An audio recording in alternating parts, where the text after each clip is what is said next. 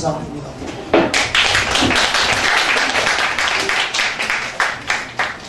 예, 저도 이제 방금 정치 윤상을 해봤습니다. 90도 이상 꺾어서 딱 하고 일주일 있다가 이렇게 서서히 다시 한번 보여드릴까요?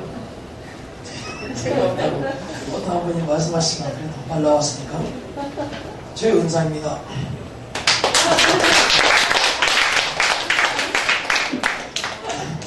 여기 이제 가끔 보면 김은수라고 하는 연세대학교 학생이 있는데 이번에 중학생 나갔거든요. 나가자마자 인사하는데 완전히 정신 인사 딱 바뀌는 거예요. 그전에는 안녕하세요 그다음부터 나가가지고 이게 90도 똑같다가 딱 올리고 그래서 정신 인사구나 그걸 알았습니다. 예, 저희가 이제 덕 콘서트 시작한 지 이번 9번째 시간이네요 벌써.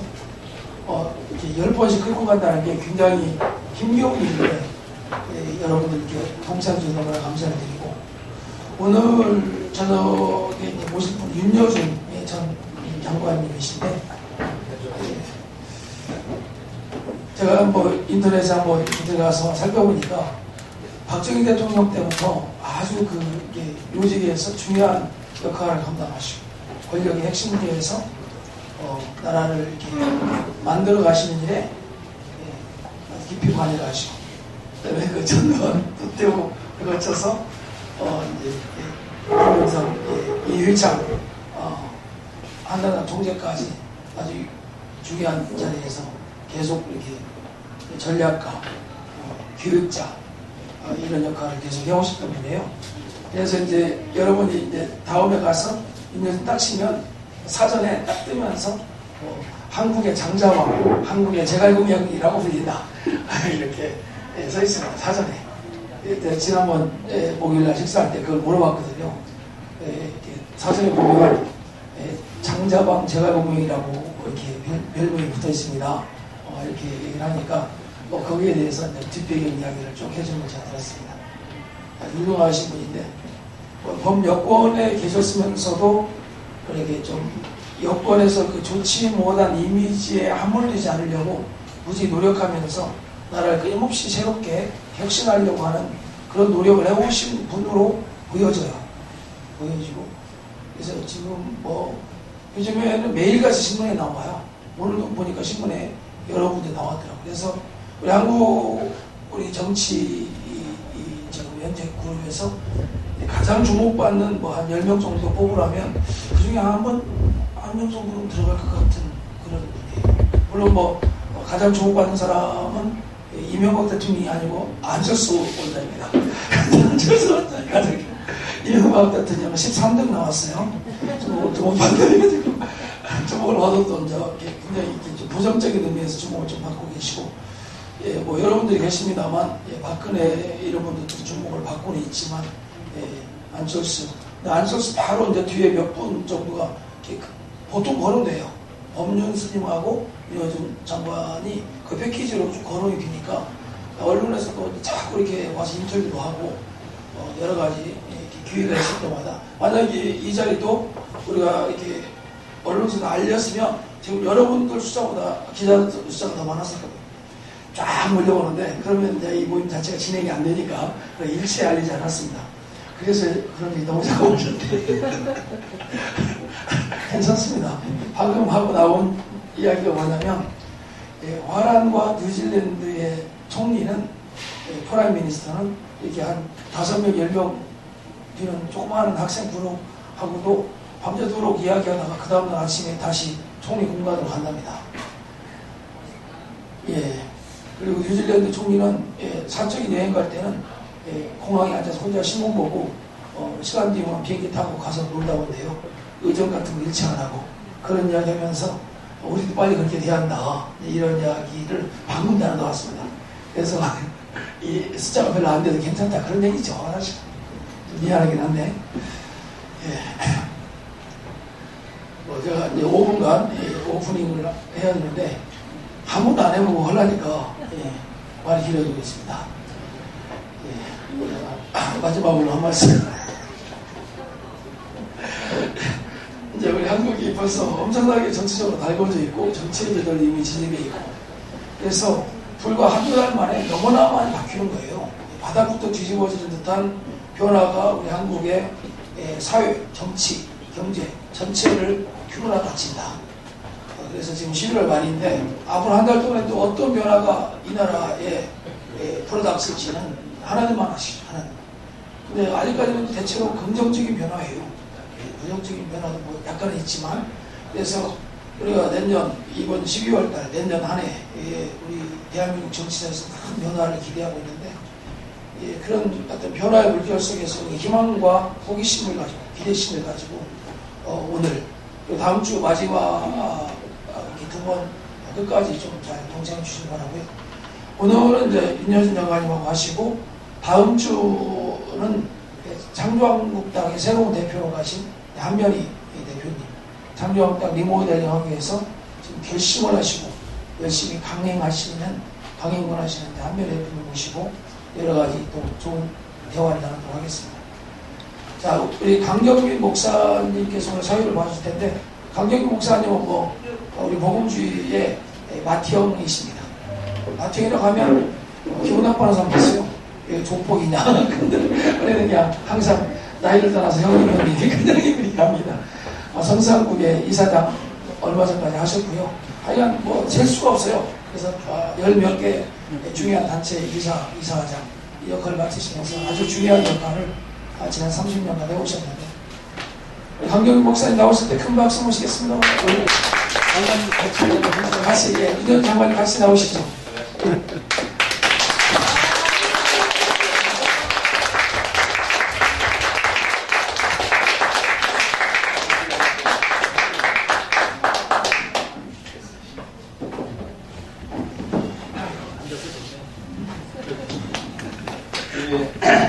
다시 한번 우리 윤여준 전 장관님 위해서 박수 좀 부탁드립니다.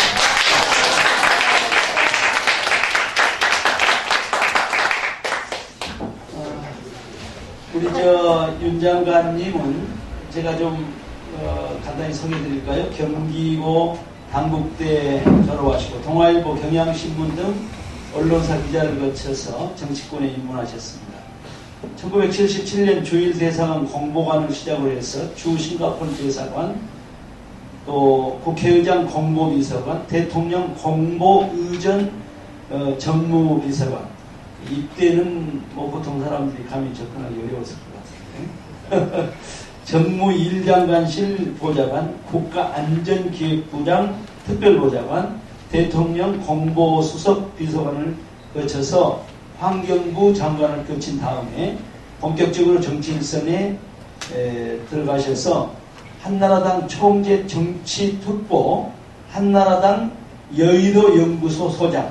아마 제 상식으로는 모든 그 경력 가운데 여의도 연구소 소장직이 가장 중요한 직이 아니었을까 생각이 듭니다만, 16대 국회의원, 또 2002년 대통령 선거 당시 이회창 한나라당 대통령 후보의 선거 전략과 역할을 담당하셨습니다.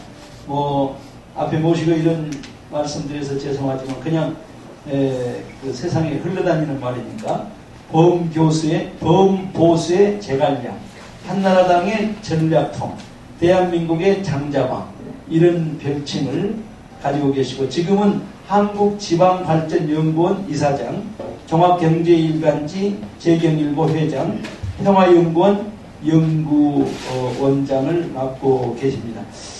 아마 요즘에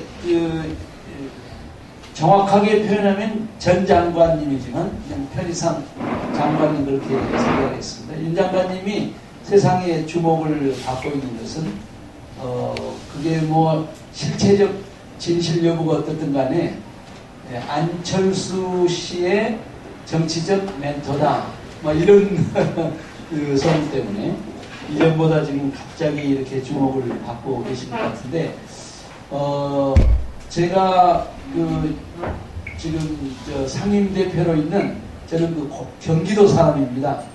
고향 평화 누리라는데 제가 상임대표를 맡고 있는데, 거기에서 이제 우리 윤 장관님 모시고 특강을 한번 들었는데, 제가 생각했던 한국의 보수, 아니 이런 보수도 있는가, 이런 보수가 있다면 내가 구태여 목사로서 그 진보 쪽에서 싸울 이유가 없는데 하는 그런 생각을 했습니다. 이제 우리 임 장관님께서 한 20여 분 동안 현 정치 상황에 대한 그 소견 이런 측면에서 한 20여 분 동안 모두 발언을 좀 해주시고 그 발언을 중심으로 해서 제가 좀 더 질문을 드리고 질문에 답하는 형식으로 이렇게 진행을 하고 또 마지막에는 여러분들 직접 질문도 받도록 그렇게 하겠습니다. 네, 모두 발언을 해주시면 네, 감사합니다. 좋네요, 공간이. 장소적이고. 어쨌든 이런 좋은 자리에 초대해 주셔서 고맙습니다. 손님이 양면을 소개해 주신 걸 다 보니까 제가 엄청 돌아다녔네요.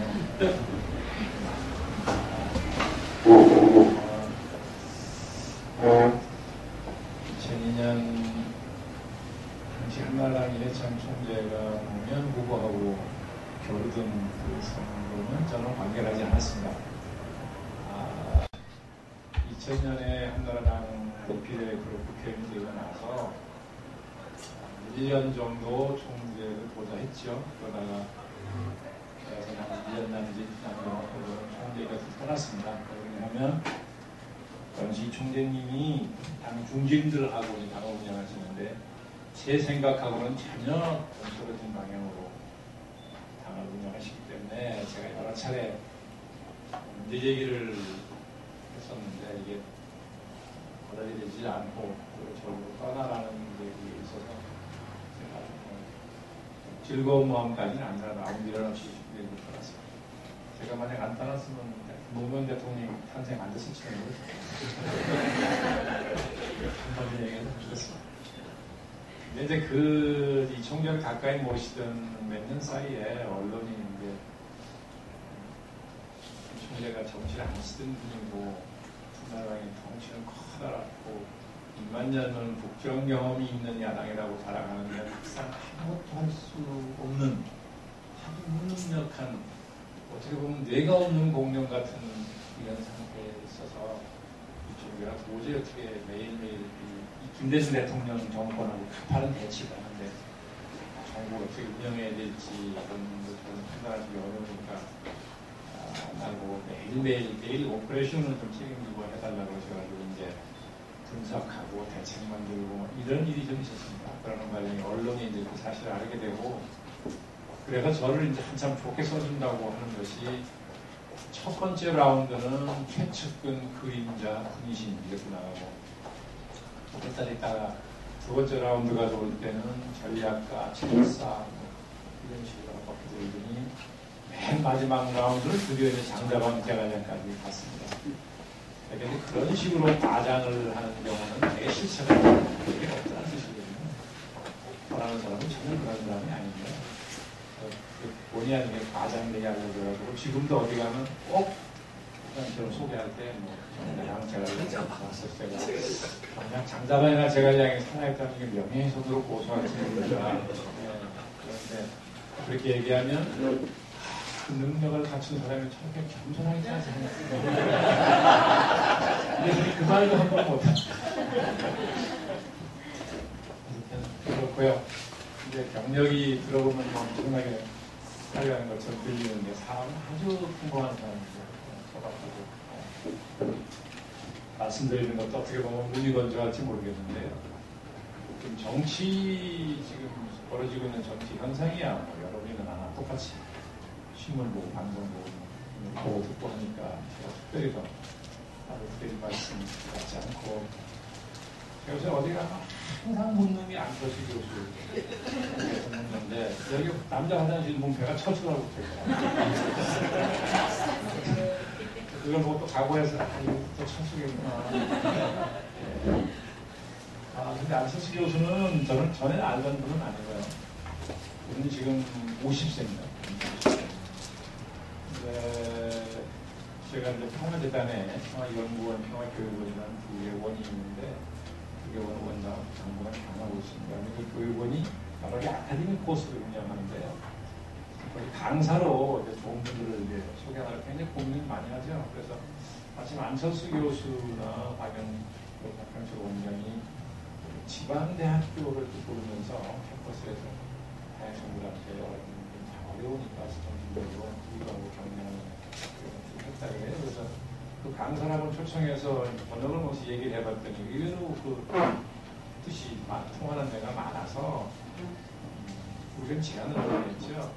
지방대학교 가서 대학생의 상대를 하는 것도 좋지만 조금 대상을 확대해서 대학교를 졸업한 지 얼마 안 된 청년층으로 대상을 확대하고 장소도 꼭 대학교 내 캠퍼스라는 곳이 두지 말고 밖에 나와서 하면 어떻게 했느냐 그랬더니 상당히 의미 있는 일이지만 자기들은 그런 걸 준비할 역량이 없다고 사람 손이 필요한데 그래서 이제 평화재단이 연구원과 교육원이 훈련된 친구들이 있으니까 우리가 그러면 조선해서 하자. 그래서 이제 청춘 콘서트라는 게 시작이 됐습니다. 명칭도 인구 30만 이상 도시라 30분들을 계획을 했는데 전체 그 이름을 뭐로 정하느냐 하는 걸 고민하다가 어차피 청년층을 대상으로 하는 거니까 청년한테 의견을 듣지 않아가지고 청년 조직이 있습니다. 조직이라면 좀 그렇지만 청년들이 있어요. 그 청년들한테 취지를 설명하고 이름을 지어달라고 그랬더니 청춘 콘서트라는 이름을 지어주더라고요. 참 좋다. 그래서 그대로 받아가지고 첫 번째 행사를 하는 게 5월 22일입니다. 그래서 송년회 날 반씩 9시. 경희대학교 안에 평화의 전당이라는 한 5천 명 들어가는 큰 건데 거기를 학교 측에 호의로 우리를 빌려서 대신 좌석 천석은 학교 측에 내놓고 나머지 4,000석을 채운다는 게 이게 뭐 여러 가지 행사를 해보고 당에서 사람 동원해봤지만 자리 4,000석 채운다는 게 쉬운 일이 아니거든요. 속으로 좀 걱정을 해봤어요. 이게 참 독특가 나오는데 순전 인터넷으로만 이제 광고를 하고 신청을 받기로 원칙을 세웠는데 어느 날 몇 시부터 이제 신청을 받는다라고 미리 예고를 했죠. 그랬더니 딱 그 시간으로부터 불과 뭐 1분도 안 걸리는 사이에 몇천 명이 다 그냥 신청이 들어오고 이게 이럴 수가 있나 상당히 좀 미뤄지지 않을 만큼 놀랐어요. 그래서 일단 행사를 막상 또 그러나 막상 현장에 오겠냐 그랬더니 이게 뭐 몇 시간 정도 막 강사진을 주고 그런 거고 정말 저도 놀래고 안 교수도 놀랬습니다. 자기도 그렇게까지 되는 건 몰랐습니다. 그래서 여기 소리 하나 스치고 지방도 과연 그렇겠느냐.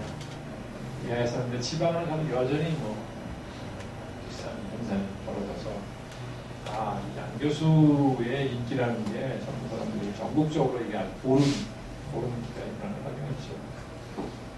그래서 이제 한 30개로 예정을 보니까 한 10군데쯤을 돌고 나서는 저도 양 교수한테 저렇게 젊은 사람들이 당신한테 열광을 하는데 바로 열광한다는 얘기는 당신 어깨에 그만큼 무거운 책임이 짊어져 있다는 뜻 아니냐. 젊은 사람들한테 이렇게 말로만 말 건지 젊은 사람들에서 그런 행동까지 할 건지 고민하는 거다. 그런 제안했죠. 본인도 스트레스를 많이 받는다 그래요. 이 책임을 느낀다는 거죠.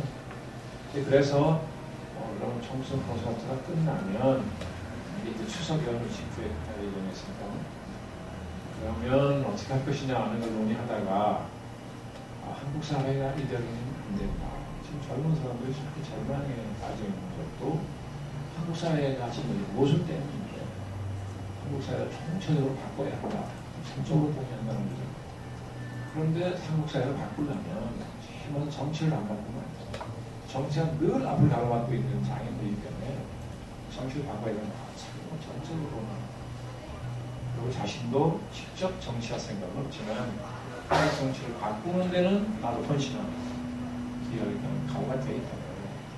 그래서 그러면 한번 시민운동 비슷한 캠페인성 운동을 하는 거다.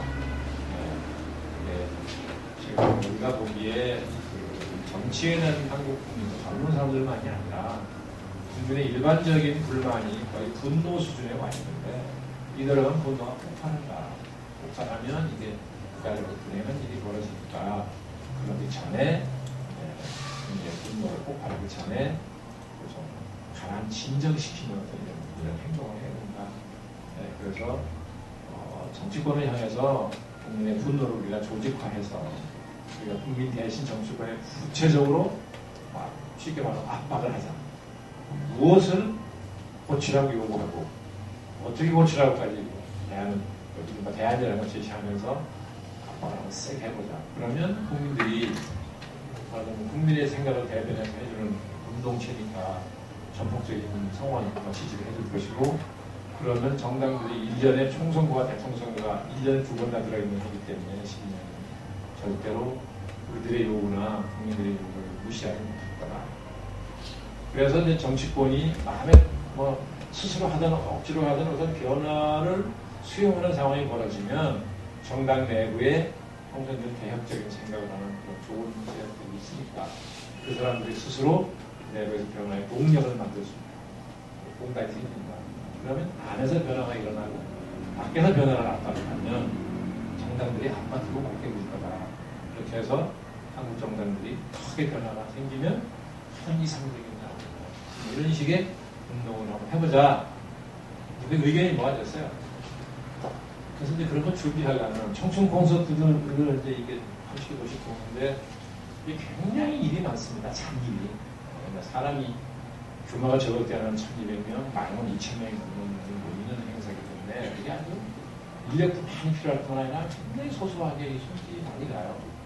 그러니까 이제 준비와 진행과 전체 책임을 제가 짊어지고 있으니까 수도 없이 시민회관하고 회의를 해야 되고 수없이 많은 결정을 해줘야 되고 그런 하면서 한편으로는 청춘 콘서트가 끝난 다음에 그래서 운동체를 만들어서 운동을 해야 되니까 그 준비도 같이 해야 되거든요. 그런 데서는 정치권을 향해서 뭔가를 바꾸라 그렇다면 막연하게 바꾸라 할 수는 없지 않습니까?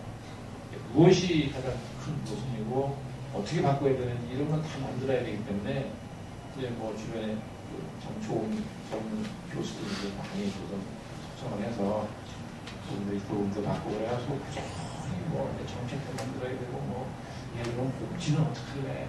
시험 토론도 해야 되고 뭐 남북관계 어떻게 할 거냐 뭐 이런 그런 준비를 계속 같이 해왔었습니다. 그랬는데 오세훈 서울시장이 이렇게 내가 물러나게 돼서 서울시장 보궐선거가 있게 되는데 어느 날 통화 때도 일하는데 교수가 서울시장이 아니냐 뭐 하나냐 우리가 하고자 하는 일에 비하면 별 의미가 없으니까 시장을 생각하지 말고 단순히 농적대 합시다. 그런데도 본인이 상당히 시장에 대해서 관심이 있고 하고 싶어 해요. 그래서 뭐 여러 차례 저만이 아니라 여러 사람이 만류했지만 본인이 굉장히 의지가 강해서 좀 그렇다면 당선 가능성이 얼마나 있는지 따져보자. 따져보니까 장기전 같으면 못합니다. 우리가 한국 물적 기반이었기 때문에 2달이 안 되는 기간에 승부를 내면 단기전이니까 그냥 승산이 있다. 그런데 한나라이나 민주당의 지구단 하부 조직이라는 게 확장성은 아주 미약하지만 나름대로 역사가 오래 뿌리가 깊은 조직이라서 상당히 무시할 수 없는 조직인데 비틀면 상을 해야 된다. 그렇게까지 리스크 테이킹을 할 만한 비중이 있냐 그 자리가 그래서 그냥 보면 할 수 없이 하라고 선거를 준비해주겠다고 그랬는데 또 막상 못하겠다. 그러면 가족의 너무나 완강하고 아버님이 뭐 의전하자고까지 말씀하셨잖아요. 그러면 이제 어떻게 됐죠. 그러면 당신이 이렇게 자기 입으로 내가 시장 나간다고 한 일은 없지만 나가는 걸 신중하게 검토한다는 식으로 먼저 이쪽에서 이렇게 알려줘서 언론에 보도가 나서고 세상이 대체 시끄러웠는데 안 나간다 이래 버리기 장난도 아니고 이게 무슨 봐. 그러니까 물러나는 데도 명분이 있어야 되는데 우리가 보기에는 당시에 가지고는 유일한 명분이 하나 있는데 뭐냐면 박원순 씨가 정당 후보가 아닌 시민 후보라는 조건이에요. 그 박원순 후보한테 양보하면 뭐 우리는 개인적으로 친하기도 하지만 또 안철수 교수보다는 박원순 변호사가 서울시장으로서 준비가 많이 된 사람입니다. 가라이자도 나도 준비 많이 했거든요. 제가 알기로. 그러니까 나보다 훨씬 더 유능하고 이런 분들한테 내가 양보한다 하면 그건 또 명분이 되고가 시민으로 놔둬서 보고 그렇게 하지 않고 그냥 하려고 해서 뭐 안 하겠다 이랬더니는 이건 좀 장난도 아니고 시민에 대한 예의감뿐만 아니라 모순감도 그랬어요. 그랬더니 겸사겸사하게 담아서 누나한테 이제 그렇게 양보하게 됐죠. 저는 이제 그 시점에서 제가 사실 책을 연초부터 쓰고 있었는데 이 책이 청콘하고 이쪽 운동체 준비 때문에 제가 거의 몇 달 동안 손을 못 대고 그냥 있어서 출판사하고 약속은 기한이 정해져 있는데 잠깐 큰일 났어요. 그래서 그것 때문에 아주 정말 걱정을 많이 하다가 마침 그렇게 했거든요. 정말 잘 됐다 싶어가지고 저는 이제 완전히 그 일하고 손을 떼고 그냥 출판에 틀어가지고 책만 쓰는 일에 종사했죠. 그래서 이제 놀라스럽게 됐는데 이제 안철수 현상이 생겼잖아요. 제가 한동안 5만 원을 무지하게 들었습니다. 여야로부터. 그거 왜 가만히 있는 사람 당신이 키워가지고 왜 우리 가난하게 만드냐. 한 나라는 대로 친박계는 친박계대로 박 대표가 이제 막 눌리니까요. 그러니까 저를 5만 원 많이 하고 또 야당대로 한때 참 위기를 느꼈다는 거죠. 내가 잘못했으면 방어적으로가 시작이 안 될 수도 있는 거지 않겠습니까? 그대로 또 하여간 그런 일이 있었는데요. 그게 중요한 건 아니고 그러나 제가 보기에도 한국 정치가 이대로는 못 가죠. 왜 그러냐면 가만히 돌이켜보세요. 우리가 산업화를 했습니다. 권위주의 체제 속에서 저희 권위주의 단체 체제라고 그러죠. 산업화를 했는데 산업화 시기는 국가는 대단히 효율성이 높았습니다. 그렇죠? 그러니까 30년 만에 압축 성장을 했지요. 산업화하지 않습니까? 높은 효율성인데 반면에 민주주의 입장에서 볼 때는 정말 비민주, 반민주적 반면에 국가는 효율성을 높았습니다. 그러나 이제 80년 이후 민주화가 시작됐죠. 민주화 시작된 이후의 국가를 보면 국가나 사회는 민주화가 많이 진전됐는데 국가의 효율성은 많이 떨어졌습니다. 그렇죠. 그래서 이제 이 이상은 더 가기가 어렵게 됐죠. 그러니까 과거에 산업화를 한 때까지의 국가 운영 방식을 우리가 그냥 박정희 모델이라고 그러죠. 발전국가, 상대국가 뭐 이런 게 있지 않습니까? 국가주의, 혁명주의, 반공주의 뭐 있지 않습니까? 그런 원리로 국가를 운영했어요. 그러다가 10월 26일 날 김재규 정보부장이 박정희 대통령을 쏜 그 총성이 무엇을 상징하는 총성이냐? 유신체제와 함께 권위주의 체제가 종말을 고한다는 그 신호탄이라는 것인데, 그런데 외부에 등장한 전두환 대통령은 그 자기가 나라를 맡은 그 시기의 역사적 의미를 잊지 못했습니다. 저는 금태도 비서관을 한 사람이지만 어쨌든 제가 그때 청와대 근무하면서도 저는 이제 해외 근무하다가 중간에 들어와서 청와대를 가게 됐는데, 근데 그러니까 전두환 대통령은 그런 그 자기가 맡은 국가를 맡은 그 시기의 역사성이랄까 역사적 의미를 거의 인식하지 못하고, 그러니까 이게 하나의 권위주의, 오래된 권위주의 체제가 끝나고 그 다음 체제를 이행하는 과도기적인 기간을 자기가 맡은 것이면 한국 사회를 서서히 질서 있게 체계적으로 민주화하는 준비를 했어야 돼요. 근데 이 양반이 그걸 못하고 거꾸로 박정희 대통령의 모델을 어설피 흉내내는, 그렇죠? 그런 식으로 가다가 결국 60항쟁을 만난 거죠. 그래서 그냥 항복을 하고 유교가 나왔죠.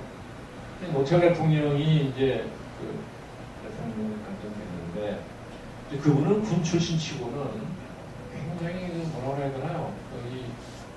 의식에 약한 분이에요. 여성으로 하고, 여성이 의식이 약하다는 건 아닙니다. 맞아요. 그래서 이제 민주화가 이제 보물처럼 터지기 시작했잖아요. 이제 산업 현장에 노조가 다 생기고, 언론사에도 모두가 생겼습니다. 특히 KBS, MBC 양 방송사의 노조는 극렬한 투쟁을 했습니다. 88년. 88년 9월달에 올림픽을 하기로 있었는데 그해 25일날 너트덤이 취임한 거예요. 근데 바로 봄에 양 방송사가 극렬한 스트라이크를 파업을 했어요. 그러는 바람에 이 올림픽 중계 방송이 가능할지 안 가능할지 판단하기가 어려운 상황이었습니다. 그때 제가 이제 청와대 정무의 정무비서관으로 언론을 담당하고 있었는데 그분들은 저를 보고 당신이 최종적인 판단하라. 올림픽 중계 방송 가능한지 안 가능한지 최종적인 판단은 당신이니까 판단하라. 늘 그렇게 스트레스를 줬어요. 그래서 뭐 이건 딴 얘기입니다만 하여간 그런 상황인데 그러니까 노태우 대통령은 이 민주화를 적극적으로 추진하겠다는 의지가 있거나 플랜이 있었던 것도 아니고 그렇다고 그럼 다른 계획이 있었던 것도 아니죠. 그러니까 이 민주화된 분위기 속에서 사회가 막 박사의 에너지를 분출하는데 정부는 그걸 막 힘겹게 감당하기가 어려우니까요. 힘겹게 그 상황을 따라가는 그런 상황이었거든요. 그래서 저 같은 사람은 청와대 안에서 동료 비서관들하고 사석에서 만나면 그렇게 얘기했습니다. 육광화국 정부는 하루살이 정부다. 이제 오늘도 무사히만 넘어가면 우리가 뭐 개인 택시 운영수냐 오늘도 무사히 이렇게 세월이 갔습니다. 네. 그러다가 이제 김영삼 대통령 민주화의 참 상징적인 존재고 화신이라는 김영삼 대통령과 김대중 대통령이 차례로 대통령이 되셨습니다. 저는 김영삼 대통령 때 공보수석 비서관과 대변인을 지내니까 다른 말이 없는데 어쨌든 그런 민주화의 상징적인 분들이 막상 대통령이 됐어요. 그 대통령이 돼서 국가를 운영하는 모습을 보면 이게 아주 성공적이지 못했죠. 왜 그러냐면 대통령이 되기까지의 과정은 정치적인 경력을 이루어가는 것인데 대통령이 되고 난 다음에 필요한 역량은 국가를 운영하는 능력입니다. 전혀 성격과 차원이 달라요. 이 부분에 대한 인식이 없으면 대통령 되는 일을 전력을 다하게 되고 된 다음에 일을 준비를 안 하게 돼요. 같다고 생각하니까. 국가 운영은 전혀 다르죠. 오늘 대한민국이라는 나라는 독선을 비롯 넓지 않고 인구가 많지 않지만 이게 국민의 총체적 역량, 저희 콜렉티브 어빌리티를 따지면 대단히 큰 나라입니다.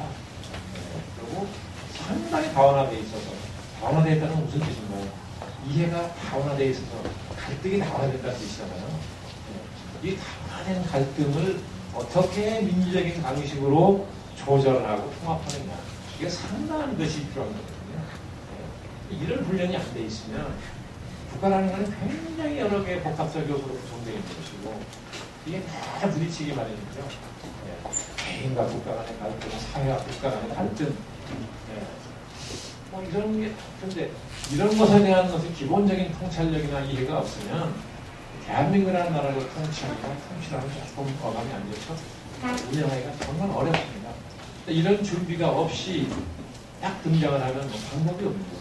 그래서 사실 민주화 이후에 사회는 민주화가 진전이 되었지만 국가의 효율성은 현재 정할 수밖에 없죠. 왜냐하면 권위주의 시절은 동원할 수 있는 체제가 되어 있으니까 국민가 막 동원하잖아요. 모빌라이즈 한다고 하잖아요. 근데 민주사회는 그게 안 되지 않습니까? 그러니까 이제 효율성이 떨어지죠. 리더십 수준이 안 맞으니까 전부다. 그러니까 박정희 대통령의 리더십을 지금 다 이제 많이 긍정적인 평가하죠. 여론조사하면 뭐 압도적으로 가장 좋은 대통령으로 나오지 않습니까? 저도 그렇게 평가하는 사람인데 그러나 박정희 대통령이 대통령이었던 시절의 사회경제적 발전 단계하고 지금하고는 천냥 미치고 그렇죠? 네. 국민소득 이른다 국민소득 100불 수준 농업경제 이럴 때의 소급근대화와 빈곤으로 탈출하는 아젠다는 이건 뭐 국민의 가슴이 뚝 지키는 거죠. 근데 이게 국민소득이 벌써 10,000불을 넘었으면 이게 안 됩니다. 이게 또 전혀 다른 방식으로 국민의 에너지를 끌어내고 참여를 이뤄야 되는데 그대로 고도로 세련된 리더십이 아니면 어렵거든요. 근데 이게 안 되니까 국가 효율성이 많이 떨어졌죠. 네, 그래서 이제는 자 박정희 모델이 끝났으면 그럼 새로운 모델이 나왔어야 되는데 그 후에 등장하신 우리 대통령들이 이 새로운 모델이랄까 새로운 패러다임이랄까 새로운 국가 운영의 원리를 찾아내는데 실패했습니다. 그러다 보니까 국가가 국민의 역량을 모아서 어느 쪽으로 갈 방향이 정립되어 있지 않는 국민. 그렇죠? 이렇게 이제 나라가 어지러워진 거죠. 밀려서 이명박 대통령까지 왔는데, 이명박 대통령은 김대중 대통령과 노무현 대통령을 합해서 10년을 잃어버린 10년이라고 규정을 하고 됐습니다. 네, 그러면 인수위 시절에 왜 지난 10년이 잃어버린 10년이냐? 국민에게 보고를 해야 됩니다. 왜 잃어버린 10년인지 설명해야 되죠. 그렇죠? 네, 그래서 국민의 동의를 얻고, 그러면 잃어버린 10년을 극복하기 위해서 나는 무엇을 어떻게 하겠다. 국가는 어떤 원리를 운영을 하고 그 원리에 따라 정책을 좋은 걸 어떻게 만들고 이 좋은 정책을 어떤 사람들과 더불어 하겠다는 것을 국민한테 분명히 제시하고 했어야 되는데, 이거 없이 대통령이 제시하는 아젠다라는 걸 생각해보세요. 747하고 대우라밖에 없었어요. 747과 대우라가 대한민국 국가 목표가 될 수 있습니다. 21세기 편에 어딘도 없죠. 네, 그러나 뭐 취임하자마자 다 망가졌지 않습니까? 현실성이 없는 거기 때문에. 그리고 취임해서 첫 번째 구성한 내각과 대통령실, 이 인사가 강부자 고소영 내각이다. 이렇게 딱 제가 붙어버렸잖아요, 금방. 그럼 강부자 고소영 내각이라는 무슨 뜻이냐? 대통령이 주요 공직의 인사를 사적인 인연으로 했다는 뜻인 거죠. 그렇지 않습니까? 네. 그럼 이게 왜 안 되느냐? 국가는 많은 국민들이 구성합니다. 그렇죠? 네, 공동체 아닙니까? 네. 이 공동체를 형성하고 유지하려면 네? 국민이 연대의식이 있어야 됩니다. 나하고 당신하고는 같은 대한민국 국민으로서 공동운명체다. 이 연대성이 없으면 공동체가 안 되죠. 그럼 그 연대성은 어디서 나오느냐? 공공성에서 나오는 거예요. 국민 다수의 이익을 구하기 위해서 국가를 만든 거거든요. 국민 개인적으로는 지킬 수 없는, 확보할 수 없는, 그것을 지키고 얻기 위해서 공동체를 만든 거 아니에요. 그럼 다수 국민의 이익, 즉 공공성을 존중하고 추구하는 것이 국가의 국정을 책임진 대통령이 가장 기본적으로 해야 될 책임입니다.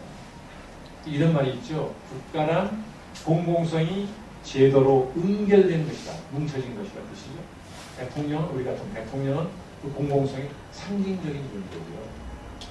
그러니까 누구보다 앞장서서 공공성을 존중하고 추구해야 될 대통령이 제일 먼저 정부를 구성할 때 공공성을 파괴했다고요. 왜냐? 사적인 인원을 인사했기 때문에. 공직이라는 건 뭡니까? 공공성을 추구하기 위해서, 즉 다수 국민의 이익을 추구하기 위해서 국민을 대신해서 그러니까 권력을 행사하는 자리가 공직입니다. 그러면 당연히 거기 그 자리에 사람 쓸 때는 공적인 기준으로 써야 돼요. 공적인 기준이 뭡니까? 적재적소입니다. 내가 알든 모르든 친하든 말든 그 사람이 거기 가장 적임자 사람 쓰는 이 공적 기준이에요. 이걸 무시하고 무슨 교회, 무슨 학교, 강부자 고소영 원칙에 따라 일을 했다. 그러니까 민심이 짧은 시대에 돌아섰거든요. 이 인사라는 것은 원래 국가를 운영하는 데 있어서 여러 가지 요소가 있는데 그 중에 가장 중요한 것 중에 하나가 사람 인재 등용이거든요. 동서양을 막론하고 역사를 보면 이 사람을 어떻게 쓰느냐 하는 논쟁이 무지하게 많습니다. 왜 조선조 500년도 많은 신하들이 임금한테 올린 상소문 중에 상당수가 사람을 가는 겁니다. 이런 너무 나쁜 인자니까 쓰시면 안 됩니다. 이런 사람은 현신이고 양신이고 얼마나 많습니까? 인재 등이 그만큼 중요한 거거든요. 그래서 그 인사가 상당히 중요한 것인데 또 국민들이 가장 예민하게 반응하는 게 인사입니다. 청와대 근무를 해보면요. 사람 딱 한 사람을 잘못 쓰면 인심이 눈에 보이게 돌아서고 하나 잘 쓰면 놀랄 만큼 인심이 모입니다. 그건 제가 여러 번 확인했어요. 정말 놀랄 만큼 그래요. 그러니까 우리나라는 특히 인사를 정말 조심해야 돼요. 분명히 취임하면서 그렇게 인사를 해버리니까 민심 다 돌아섰죠. 그러다 바로 촛불을 맞았잖아요. 거기서부터 이제 이명박 대통령이 망가지기 시작했습니다. 왜냐하면 이 선거로 선출되는 대통령은 취임 후 첫 해, 가장 중요한 해입니다. 그 취임 후 첫 해를 어떻게 보내느냐 하는 걸 보면 나머지 임기는 안 봐도 됩니다. 이게 무슨 뜻이냐면요. 대통령이 되고 나면 국가를 운영한 책임을 지었으니까 국민에게 제시해야 되죠. 아젠다를. 선거 때 공약도 있었지만은 취임하면 결혼하게 된 이런 원리로 국가를 운영하겠습니다. 이런 정책을 우선순위를 매겨서 이렇게 하겠다고 해서 동의를 받으면 그 정책을 만들어야 되고 정책을 만들면 그 정책을 추진하는 체계를 또 만들어야 된다. 정책이 아무리 아름다워도 그 추진하는 능력은 또 별개의 능력이거든요. 노무현 대통령이 그게 부족해가지고 가만히 있는 거 아니에요. 아무리 좋은 정책을 만들어도 그 추진하는 능력이 없으면 소용이 없어요. 가만히 있는 거예요. 그러니까 좋은 정책을 만들고 그 정책을 추진할 수 있는 체제를 만들고 그 국민의 피드백을 받고 그리고 다시 다른 거 두 번째 순위를 또 내놓고 이걸 계속해서 하면 대통령도 국회도 장관도 국민도 다 바꿔요. 좋은 의미를 바꾼 거죠. 새로 아젠다를 던지니까 국민도 그걸 보고 찬성하지 반대해서 애들이 반응했어요. 찬성하면 정당 토론해야 되고 국회에서 뭐 법 만들고 제도 만들어야 되고 이렇게 하느라고 끊임없는 토론, 논쟁하고 이렇게 하느라고 굉장히 생산적으로 바쁘게 1년이 가게 되면 나머지 임기 동안에는 그걸 이제 추진을 잘해서 마무리하고 되는 거거든요. 그 첫 해가 제일 중요한 건데 이 이명박 대통령 경우는 취임 첫 해를 상황에 계속 끌려가느라고 정신 못 차렸어요. 그냥 촛불로 시작해서 그냥 계속해서 끌려갔습니다. 아무것도 다른 걸 할 수가 없었죠. 근데 그러다 보니까 뭐 나머지 임기 계속 어렵게 왔죠. 그래서 이제 거의 임기가 3년 3일 지났는데 자 그렇다고 지금 야당이 그럼 지금 여당보다 나은 어떤 정책 역량을 보여있느냐? 그렇지도 않죠. 또 지금 통합한다고 하는 분들이 통합이 선거에는 아주 유리한 구도입니다. 나는 연대하고 상대방을 분열하는 게 아주 유리한 선거 구도거든요. 통합은 뭐 당연히 하려고 그러겠죠. 선거 이겨야 되니까. 그렇지만 국민의 입장에서 볼 때는 지금 야권 통합을 하느라고 분주하신 분들이 과거 10년 동안에 대부분 다 정권의 핵심에 있던 분들이에요. 그렇지? 그러면 김대중 대통령 정부나 노무현 대통령 정부가 국민으로부터 실패한 정부라는 평가를 받았기 때문에 그분들이 통합한다는 게 국민에게 별로 감동을 준다고 생각 안 합니다. 저는. 참시정도 별로 없어요. 그걸 우리 그걸 아닌가요? 그래서 제가 안철수 교수하고 하고자 했던 이유는 이런 겁니다. 정치권을 압박을 하면 이걸 수용할 테니까 그렇게 해서 내부로부터 변화의 동력을 확대하는 계기를 만들어주고 정당 밖에 있는 좋은 인재들이 제도권장 내에 들어갈 수 있는 통로를 열어야 됩니다. 왜 그러냐 하면 뭐 민주당이나 한나라당이나 거의 똑같은데요. 저 정당들은 아무한테나 절대 이 문을 안 열어줍니다. 보세요. 한나라당 예를 들면 총선 때마다 국회의원으로 40%를 바꾼다는 40%. 정당 정치라는 나라에 총선 때마다 40% 바꾸는 나라 거의 없습니다. 어떻게 그렇게 바꿉니까? 그런데도 국민 눈에 볼 때 당이 하나 안 바꾼다. 실제로 바꾼 모습도 없죠. 왜 그렇습니까? 40%가 중요한 게 아니고 어떤 사람을 추원하느냐가 중요한 거거든요. 그런데 가치관이 같고 사고방식이 같고 따라서 행동량이 같은 사람을 충원해버리면 사람 얼굴을 바뀌었는데 현실적으로 아무것도 안 바뀌죠. 바뀔 리가 있습니까? 그러니까 4년마다 40%를 바꿔도 국민은 변화해라, 바꾸라 하는 거 아니에요. 왜 그런 일이 벌어지느냐? 내가 뭐 서울이든 부산이든 하면 그런 좋은 인재들이 있습니다. 제가 알아요. 그럼 중앙당이 부산 어디, 대구 어디에 많이 정부, 전문성도 있고 정부 좋은 인재가 있다. 할 수 있습니다. 그 사람을 예를 들면 대구에 공천을 주려고 한다 쳐요. 그러면 대구 출신 의원들이 집단적으로 난리칩니다. 왜 우리가 청구하지 않는 사람을 당연히 보내주려느냐. 그래가지고 집단적으로 항의를 하기 때문에 중앙당 어쩔 도리가 없습니다. 선거를 치러야 되는데 그 지역국회의원 전체가 그럼 반발하는 것도 참 난감한 일이거든요. 네. 그러니까 평소에 자기들끼리 싸우다가도 또 그런 이해관계가 생기면 또 뭉치거든요. 결국은 자기들이 인정하지 않는 사람, 자기들이 철거하지 않는 사람은 들어올 수가 없어요. 이게 다 철저한 카르텔 구조라고요. 그러니까 그 벽을 깨지 않으면 아무리 사회에 좋은 인재가 있어도 대도권 들어가기가 어렵습니다. 그래서 이거를 통로를 보자. 그래서 사회에 얼마나 우리나라에 좋은 인재들 많습니까? 이런 분들이 좀 정치에 들어가서 이제 사회가 굉장히 다원화되기 때문에 정치꾼들이 이해 조정할 수가 없습니다. 그래도 그 전문 분야에서 어느 정도 전문성을 기르면서 그 분야에서 나름대로 평판을 얻어서 그 분야에 종사하는 사람들이 아무개 같으면 대표성이 있다. 우리 대표를 하다. 이런 사람들이 들어와서 그 전문성을 살려서 제도도 만들고 법도 고치고 이렇게 해야 되는데 지금 시대가 그런 시대 아닌가? 근데 그런 사람들은 들어가기 귀엽고 다 그런 건 아닙니다만 평생을 정당 주변에 뱅뱅 돌고 이런 사람들만 들어가면 정치가 도저히 수준이 높아질 수가 없죠. 그래서 이거에 우리가 목적을 달성한 속도나 출발이 굉장히 중요합니다. 한 번 출발을 하면 계속해서 그쪽으로 갈 수 있으니까 안 교수가 가지고 있는 많은 젊은 사람들의 열광적인 지지, 이게 엄청난 에너지거든요. 그런 엄청난 에너지가 아니면 강고한 지역 기반을 가진 두 개의 거대한 정당 구조를 흔들 수가 없습니다. 제가 당신이 가지고 있는 저 젊은 사람들의 신뢰와 지지, 저 에너지를 가지고 기성 정치권을 흔들자. 우리가 깨진 못하겠지만 깨서도 안 되고 그래서 변화를 추동하자 이런 생각을 했던 겁니다. 그랬던 건데 행인지 불행인지 제가 뜻을 이루지 못하고 저는 이제 빠져버렸으니까 이렇게 상당하게 좋은 젊은 분들 만나서 이런 얘기를 하게 돼서 참 좋은데요. 제가 지금 상황은 그런데 안 교수가 이제 정치를 할 거냐 말 거냐 이게 온통 관심사죠. 매일 신문마다 안철수 신당이 나오는데 보니까 한다 소리도 안 하죠. 그래서 제가 지난 5월 달에서 8월 달 사이 4개월간을 이제 잠깐 갔지 않습니까? 정권 때문에. 그때 본인의 얘기는 나는 정치를 한다는 건 생각해 본 일이 없습니다.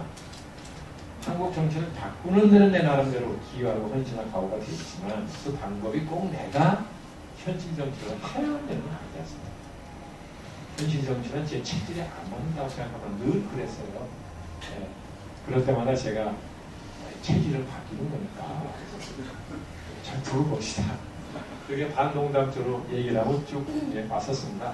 그런데 지금 아마도 본인이 굉장히 깊은 고민에 빠져 있을 거라고 봐요. 원래 성격이 굉장히 신중한 사람이에요. 그리고 이 자연과학을 하는 사람, 의학을 하는 사람 아니잖아요.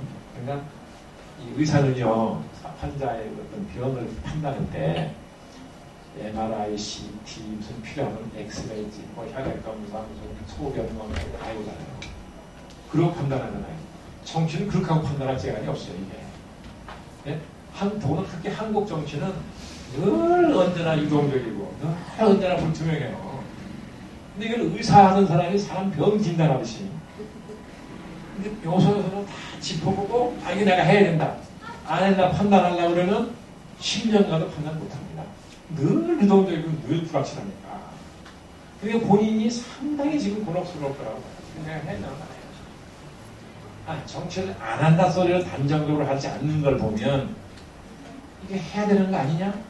하는 뭐 의무감이랄지 사명감도 좀 가지고 있는 것 같은데요. 안 그래서 뭐 진지하게 나는 정치 안 한다고 딱 잡았겠지요. 그렇게 안 하는 걸 보면 그 가능성을 열어놓고 있다고 봐야 되는데 한다면 어떤 방식으로 할 거냐. 여러 가지가 방법이 있더라고요.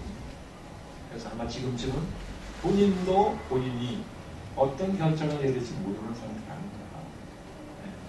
근데 원래 이런 말 있죠. 기다리는 님은 안 온대요. 기다리지 않는 게 좋겠습니다. 자, 이렇게 산만하지만 제가 서도 이렇게 말씀을 드리겠고요. 뭐 또 물어보신다면서요? 그래서 제가 어디 가나 면접처럼 보느라고 많이 바쁩니다. 예, 지금까지 우리 제 안철수 현상이 새길 수밖에 없었던 그런 그 정치사적 그 정도는 쭉 해 주셨는데요. 이제 제가 이렇게 말씀 들으면서 좀 이 부분은 좀 더 그 해명을 더 깊은 이야기를 듣고 싶다 하는 것은 박정희 시대 40년 이제 노무현 DJ 노무현 시대 10년 이 시대의 정치적 그 한계 이걸 이제 그냥 한목으로 다 짚어 주시니까 그냥 결국은 이제 그 정치 발전 과정에서의 양비론적 그런 입장을 취하셨던 것 같고 그런 의미에서 이제 양비론적 입장이 갖는 한계라는 게 그래도 그 중에 뭔가 우리가 좀 더 평가해줘야 하고 취해야 할 그런 이제 가치들이 있는데 그런 그 가치들을 그냥 동시에 함몰시켜버리는 그런 게 이제 양비론적인 그런 그 한계가 아닐까 하는 생각이어서 그 부분에 대해서 좀 조금 더 분명하게 박정희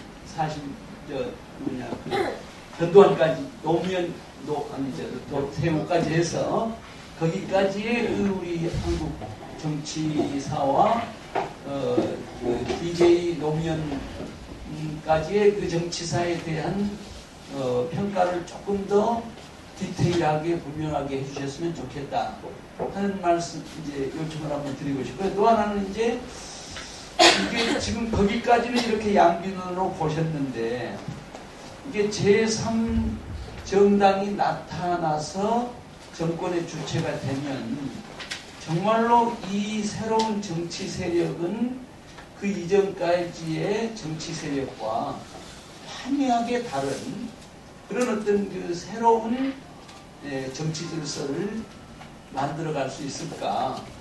기대는 뭐 충분히 하지만 거의 비슷하거나 조금 더 나아진 그런 상황으로 갈까? 그렇지 않으면 어떤 정치사적인 의미에서 코페르니쿠스적 전환점을 맞을 건가?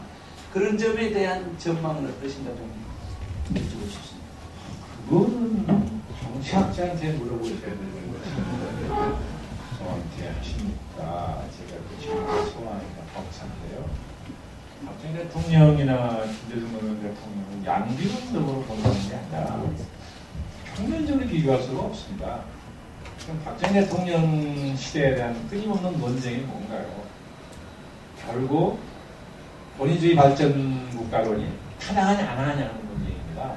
그러니까 그렇게 권위주의적으로 하지 않으면 경제 발전이 안 된다는 것이냐, 그러니까 경제 발전을 해서 권위주의가 불가피하다는 것이냐 아니냐는 논쟁이 끊임없어요. 아직까지는 이게 뭐 명확하게 어느 쪽이다라고 학자들이 결론 내고 있는 건 아닌데 결론 나기 어렵지요. 늘 양면성이 있는 겁니다. 그러니까 박정희 대통령의 경우는 권위주의 발전 국가론으로 논쟁이 상당히 좀 갈등하고 보고요. 다만 김대중 대통령, 노무현 대통령의 나름대로 뭔가는 얘기할 수 있겠지만 박정희 대통령이 지금 국민들한테 여론조사를 보면 월등히 압도적으로 좋은 훌륭한 대통령을 평가를 받는다고 해서 박정희 대통령 리더십이 지금도 효용성이 있느냐? 아니에요. 그러니까 김대중 대통령, 노무현 대통령을 박정희 대통령하고 평면적으로 비교하는 얘기가 안 됩니다. 상황이 근본적으로 다른 거예요. 그럼 권위주의 시대에 일방적으로 국가가 수직적으로 국민을 동원할 수 있던 국가주의 아닙니까? 국가가 모든 걸 결정하고 국가 끌고 가는 걸 국민이 따라가던 시절하고 이게 민주화가 돼서 사회가 다원화되고 이런 때의 리더십하고가 같을 수가 없죠. 훨씬 힘듭니다. 그러니까 김대중 대통령이 박정희 대통령보다 못하다 이렇게 얘기할 수는 없는 거예요. 근본적으로 상황이 다르기 때문에. 다만 제가 김대중 대통령에 대해서 인정하는 것과 비판하는 대목이 있는데 뭐냐면 민주화 이후의 대통령만 놓고 보면 가장 쉽게 뛰어난 지도자였습니다. 독서자가 꼼꼼한 그런 거잖아요. 그래서 여러분 기억하실 텐데요. 김대중 대통령이 취임하고 나서 이런 말을 했습니다. 나는 민주주의와 시장경제의 병행발전을 축복했다고 했어요. 그 민주주의와 시장경제의 병행발전은 그 당시 제가 한나라당 국회의원인데 한나라당 의원들이 그게 무슨 소리인지 몰라요. 말이 쉽고도 어렵다는 거예요. 어느 의원은 저한테 와서 민주주의와 시장경제의 병행발전이 민주주의나 시장경제랑 같은 말 아니에요? 민주주의와 시장경제가 같은 말이라고 아시는 국회의원들이 계실 정도였으니까요. 저는 못 알아들어요. 저는 그걸 어떻게 해석했냐면, 이건 역시 DJ의 탁월한 식견이다. 그 시점이야말로 그게 시계적인 과제, 국가적인 과제였습니다. 그게 무슨 소리냐? 우리가 민주주의를 흔히 둘로 나누죠. 절차적 민주주의와 실질적 민주주의를 나눕니다. 절차적 민주주의는 정치적 민주화를 의미하는 것이고, 실질적 민주주의는 사회경제적 민주화를 의미하는 것이죠. 그래서 우선은 우리가 정치적 기본권이 없었기 때문에 그런 정치적 민주화, 절차적 민주주의를 확보하려고 하는 젊은이들이 필요해졌죠. 희생이 많이 되지 않습니까? 그래서 이른바 정치적 민주화를 성취했습니다. 그러면 이 단계가 경제적 민주화로 옮겨가야만 비로소 그 국가, 그 사회의 민주주의가 성숙했다라고 평가할 수 있는 것이고, 그 경제적 민주화가 이루어져야만 사회 불평등 구조가 완화됩니다. 그러니까 DJ는 그걸 알았다는 얘기예요. IMF를 구제금융을 받아가지고, IMF라는 게 뭐예요? 미국이 다 주도하는 국제기구 아닙니까? 군사력이 아닌 다른 방식으로 세계를 지배하려고 만든 기제 중에 하나 아니에요, 그게. 어마어마한 신자유주의적인 방법을 요구하니까 우리가 무슨 수로 그 수용을 합니까? 그걸 수용하면서도 나는 민주주의와 시장경제를 어떤 추진한다 하는 얘기는 나는 경제민주화를 추구한다는 말을 바꿔서 표현한 거죠. 만약에 경제민주화를 추구한다고 말을 했으면 한국 사회의 그 왕명한 기득권 세력이 가만히 안 있었을 겁니다. 반발하죠. 대통령이 얼마나 부담스러워요. 소수파 정권인데. 그 DJ가 쪽지게처럼 알고 말을 살짝 바꿔서 민주주의와 시장경제를 병행 발전하는 거 그거 어떻게 시비인 겁니까? 그 시비가 사람 있습니까? 근데 그걸 보고 역시 DJ는 우리가 짊어진 시대적 과제가 뭐냐면 당면한 국가적 과제의 핵심이 뭔지는 안다 이거죠. 저는 그 점에서 굉장히 높이 평가했어요. 그리고 DJ가 저걸 잘하면 정말 한국 사회를 바꿀 수 있을 거라는 기대를 크게 했습니다. 그런데 역시 연로한 분이었고, 그렇죠? 그러다 보니까 이 IMF라는 구제금융을 맞았을 때야말로 한국 사회를 그래도 총체적으로 바꾸는 아주 좋은 계기가 될 수 있었는데 이분이 그게 워낙 힘든 길이고 고통스러운 길이라서 이제 연세가 높고 그러니까 그 에너지가 없었던 거 아닌가 싶은데요. 그냥 통상으로 가버렸어요. 우리가 풍성하게 해냈어야 했는데 그게 우리 국가 장래를 위해서는 굉장히 균형한 기회를 놓쳤다. 안타깝다는 거죠.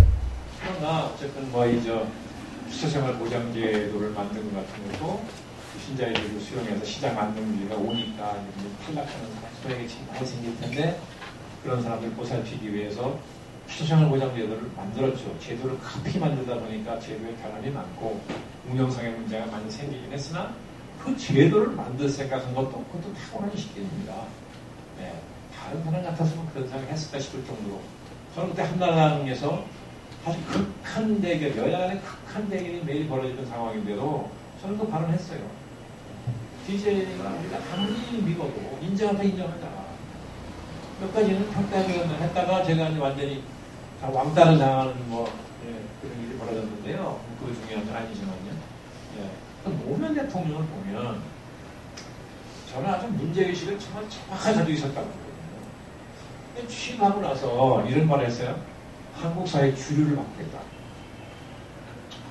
제가 그 얘기를 보고 깜짝 놀래고 정말 가슴이 벌렁벌렁 하더라고요. 이게 혁명하겠다는 얘기인데 한국 사회의 주류는 최소한 한반도가 하나의 정치체로 통일된 통일신당 이후에 왕조는 바뀌었습니다. 계속.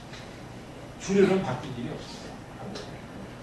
식민지가 일본의 식민지가 됐을 때도 한국 사회 주류는 거의 온전히 살아남았고 일본 식민 당국하고 협력했어요.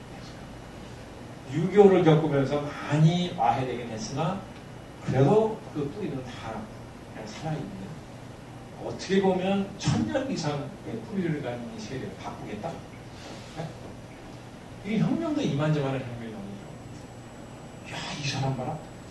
이 사람 봐라. 제가 그랬어요. 이게 본인의 역사의식이야? 아니면 누가 옆에 있는 거야? 고면 대통령이 그런 정도의 역사의식까지 가질 거라 안 봤거든요. 누군가 옆에 특출한 사람이 있는 것 같다. 저는 그렇게 생각을 했습니다. 그런 말을 주변에 했어요. 그러면서 이거 잘 보셨어요. 저 사람 아마 수도로 옮긴다고. 그냥 주리를 바꾸려면 수도 옮겨요. 남자가 바뀌면 수도 옮겼잖아요. 이게 다 이유가 있는 거거든요. 그랬는데 나중에 봤더니 그게 집권 세력의 교체를 의미하는 거라고 제가 정말 실망하고, 그게 우리 쉽게 실현될 거라고 보진 않았죠. 왜냐? 말로 해버리는 걸 보고 말로 하면 못합니다. 그게 인적 청산한다는 얘기인데, 누가 가만히 청산 나갈 사람은 어디 있습니까? 정말 그 세력이 얼마나 강고한 뿌리와 힘을 가진 세력인데, 그래서 그걸 하려면 말하지 않고 했어야 되는 거거든요. 그냥 말을 하는 걸 보고 저 말을 왜 하냐 그러면 그렇게 생각했던 일이 있어서 실현될 거라고 보지 않았지만 어쨌든 그런 일도 있었고, 또 그 후에 던진 여러 가지 그 아젠다를 보면 문제의식 팀에 정확한 의식을 가지고 있었고, 뭘 하고자 하는지도 알겠더라고요. 그런데 조금 외람되게 말을 하면 제가 보기에 노무현 대통령의 문제의식은 정서 수준 아니었냐는 거예요. 그런 문제의식이 있었으면 그 굉장히 노력을 했어요. 이걸 어떻게 성취할 것까? 정책화를 해야 되고 정책을 추진하는 능력을 갖췄어야 되는데, 이 준비가 없이 아젠다만 탁 던지니까 다 기득권 건드리는 거죠. 확 반발한다고요.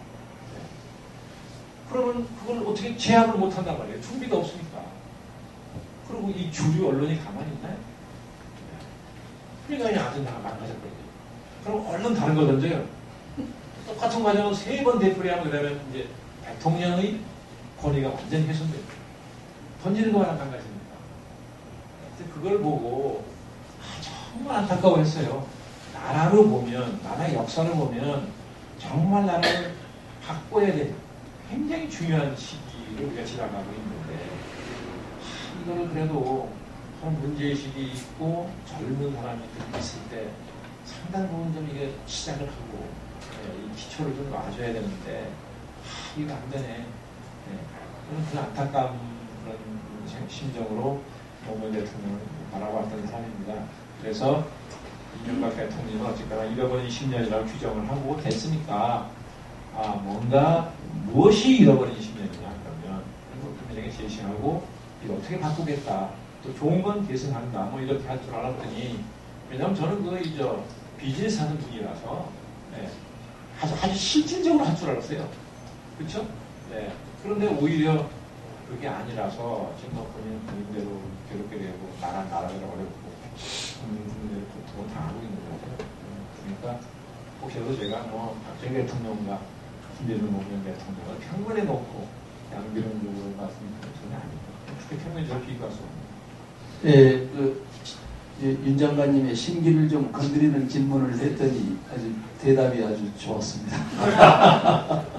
여러분들이 말려드는 건가요? 질문하고 싶어. 목사님이 책략적이에요. 제가 한 가지만 질문하고 여러분들에게 질문하는 기회를 드리겠습니다. 저는 그 평소에 그 정치적인 냉소주의, 그러니까 사실은 우리 한국 사회의 정치가 저렇게 양극화되어 있고 질이 떨어진 이유를 생각하면 그 사람들을 지지해주는 그 정치적인 계층이 있기 때문에 저렇게 난장판이다라는 생각이 들거든요. 그래서 한국의 정치 수준이 우리 그 시민의식과 그렇게 별개는 아니다. 평소에 그런 생각도 있고, 그런 면에서 그 정치적 냉소주의라는 게 우리가 어떤 그 정치적 목적을 달성하려면은 하나에서 둘로 넘어가고 둘에서 셋으로 넘어가고 셋에서 넷으로 넘어가는 어떤 그 현장의 치열성, 이런 걸 생각하지 않고 완전수가 10이면은 9도 불완전수고 7도 불완전수고 4도 불완전수니까 4나 7이나 9나 똑같은 놈들이다. 이런 어떤 그 정치적 허무주의, 이런 게 굉장히 우리 한국의 한국 사회의 정치적 퀄리티를 떨어뜨리는데 큰 몫을 했다라고 생각을 하고 있는데, 요즘 소위 말하는 제3세력으로 갑자기 이렇게 그 여론의 그 중심부에 팍 들어선 분들이 제가 평소에 생각할 때 사실은 그 정치적 현장에 들어가서 어떤 그 3을 4로 바꾸고 4를 5로 바꾸어내는 정치적 치열성이 있었던 사람들이 아니라 일종의 그 정치적인 냉소주의, 허무주의로 있다가 어떻게 갑자기 기존 정치권이 하도 엉망이니까 여론이 탁 형성돼가지고 마치 그 한국 사회의 정치판을 아주 한 단계 업그레이드 시킬 그런 어떤 그 정치적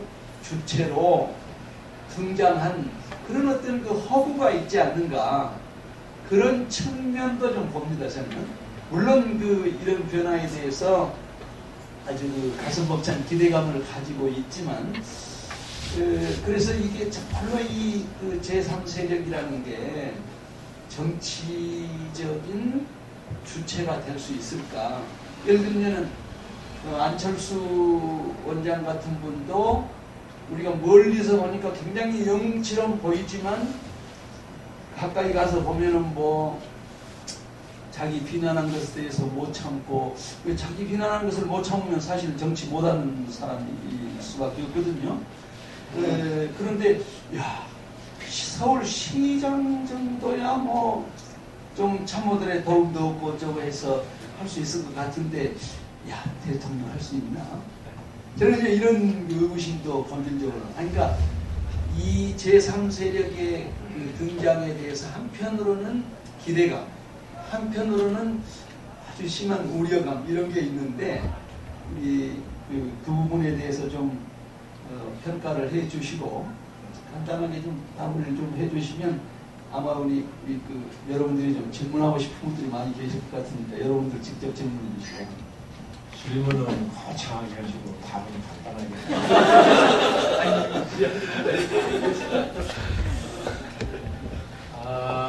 그렇죠. 결국 어느 나라나 그 나라의 지도자나 그 나라의 정치나 그 나라의 민주주의나 그 수준은 결국 국민의 수준을 반영하는 거죠. 같이 가는 거죠. 그래서 국민 수준으로 환원되지요. 환원주의라고 표현하는 분도 있습니다만 어쨌든 그냥 대통령도 우리 손으로 직접 뽑는 국민의 대표입니다. 국회의원도 우리가 직접 뽑는 국민의 대표예요. 그래서 우리가 이중의 대표성을 가지고 있다고 그러죠. 그런데 그 대표가 국민이 뽑아놓고 제일 불신합니다. 그렇죠? 제일 안 믿어요. 자기가 뽑았단 말이에요. 뽑을 때는 무슨 기준으로 뽑았냐?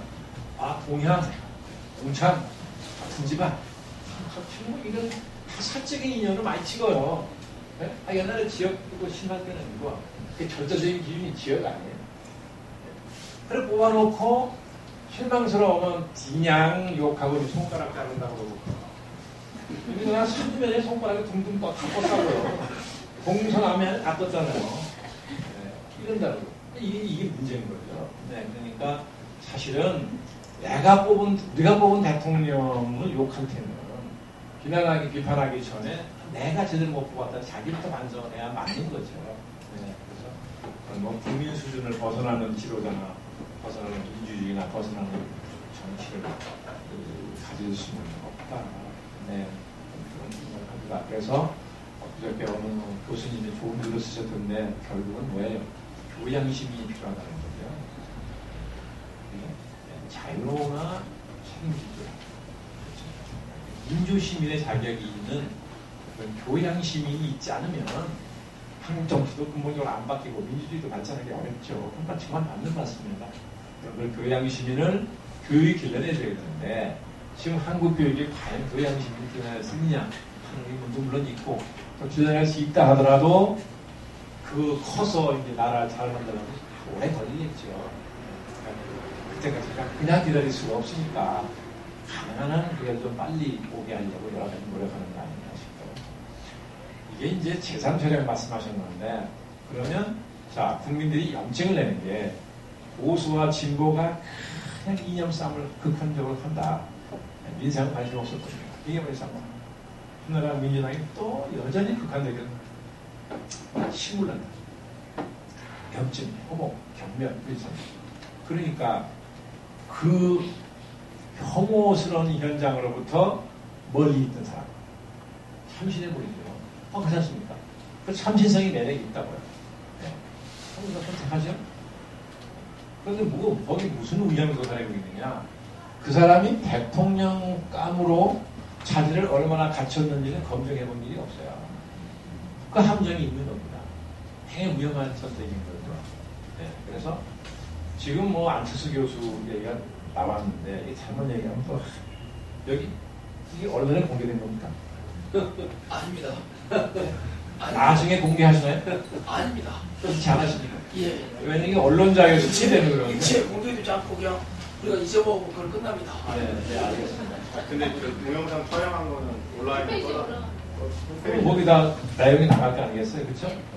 편집할 수 있습니다. 알겠습니다. 그러면 제가 편집할 수 언론 자격이 있습니다. 없다는 걸 의식하고 말해야죠.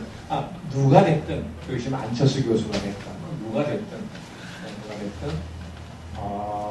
그런 참신성 분명히 있죠. 얼마나 매력적인 사람입니까? 다른 사람들이 대여루가 하는 건 아니죠. 예. 그렇다고 해서 그럼 아까 목사님 말씀하신 것처럼 안 교수가 대한민국의 제3세력을 이끌고 그죠? 한국 정치를 바꿀 수 있는 그런 식견과 그런 경험과 그런 용기가 있느냐 하는 것은 별개의 문제입니다. 그렇죠? 왜냐하면 우리 젊은이들이 안철수 교수를 그런 관점으로 보고 지지하는 건 아닙니다. 좋아하는 것이지. 그렇죠? 예. 사람은 좋아하는 사람은 지지하기 마련이긴 하지만 예. 큰 차이가 없습니다만 어쨌든 예. 그렇기 때문에 우리가 그런 정치 현장으로부터 멀리 있던 사람을 선택할 때는 그 사람이 과연 예. 참신성만 가지고는 안 된다는 거예요. 따져볼 건 잘 따져봐야 된다는 얘기입니다. 아까 목사님 좋은 말씀하셨는데 제가 보기엔 이렇습니다. 만약에 안철수 교수가 정치할 생각이 있다면 당연히 총선에 나와요. 자기가 당을 만들든 다른 당으로 가든 뭐 그건 자기 선택하자는 거지만 어쨌든 그래서 이게 국회라는 곳이 의회민주주의의 현장이죠. 그렇죠? 네, 거기서 이게 대의제도 의회민주주의라는 게 어떻게 작동하는지 국회도 국정을 하는 자리니까 이 국정이라는 게 도대체 어떻게 굴러가는 것인지 국가가 얼마나 복잡한 요소로 구성되어 있는지 정당이 어떤 역할을 하는지 이거 다 본인이 겪어봐야 됩니다. 경험을 해야 됩니다.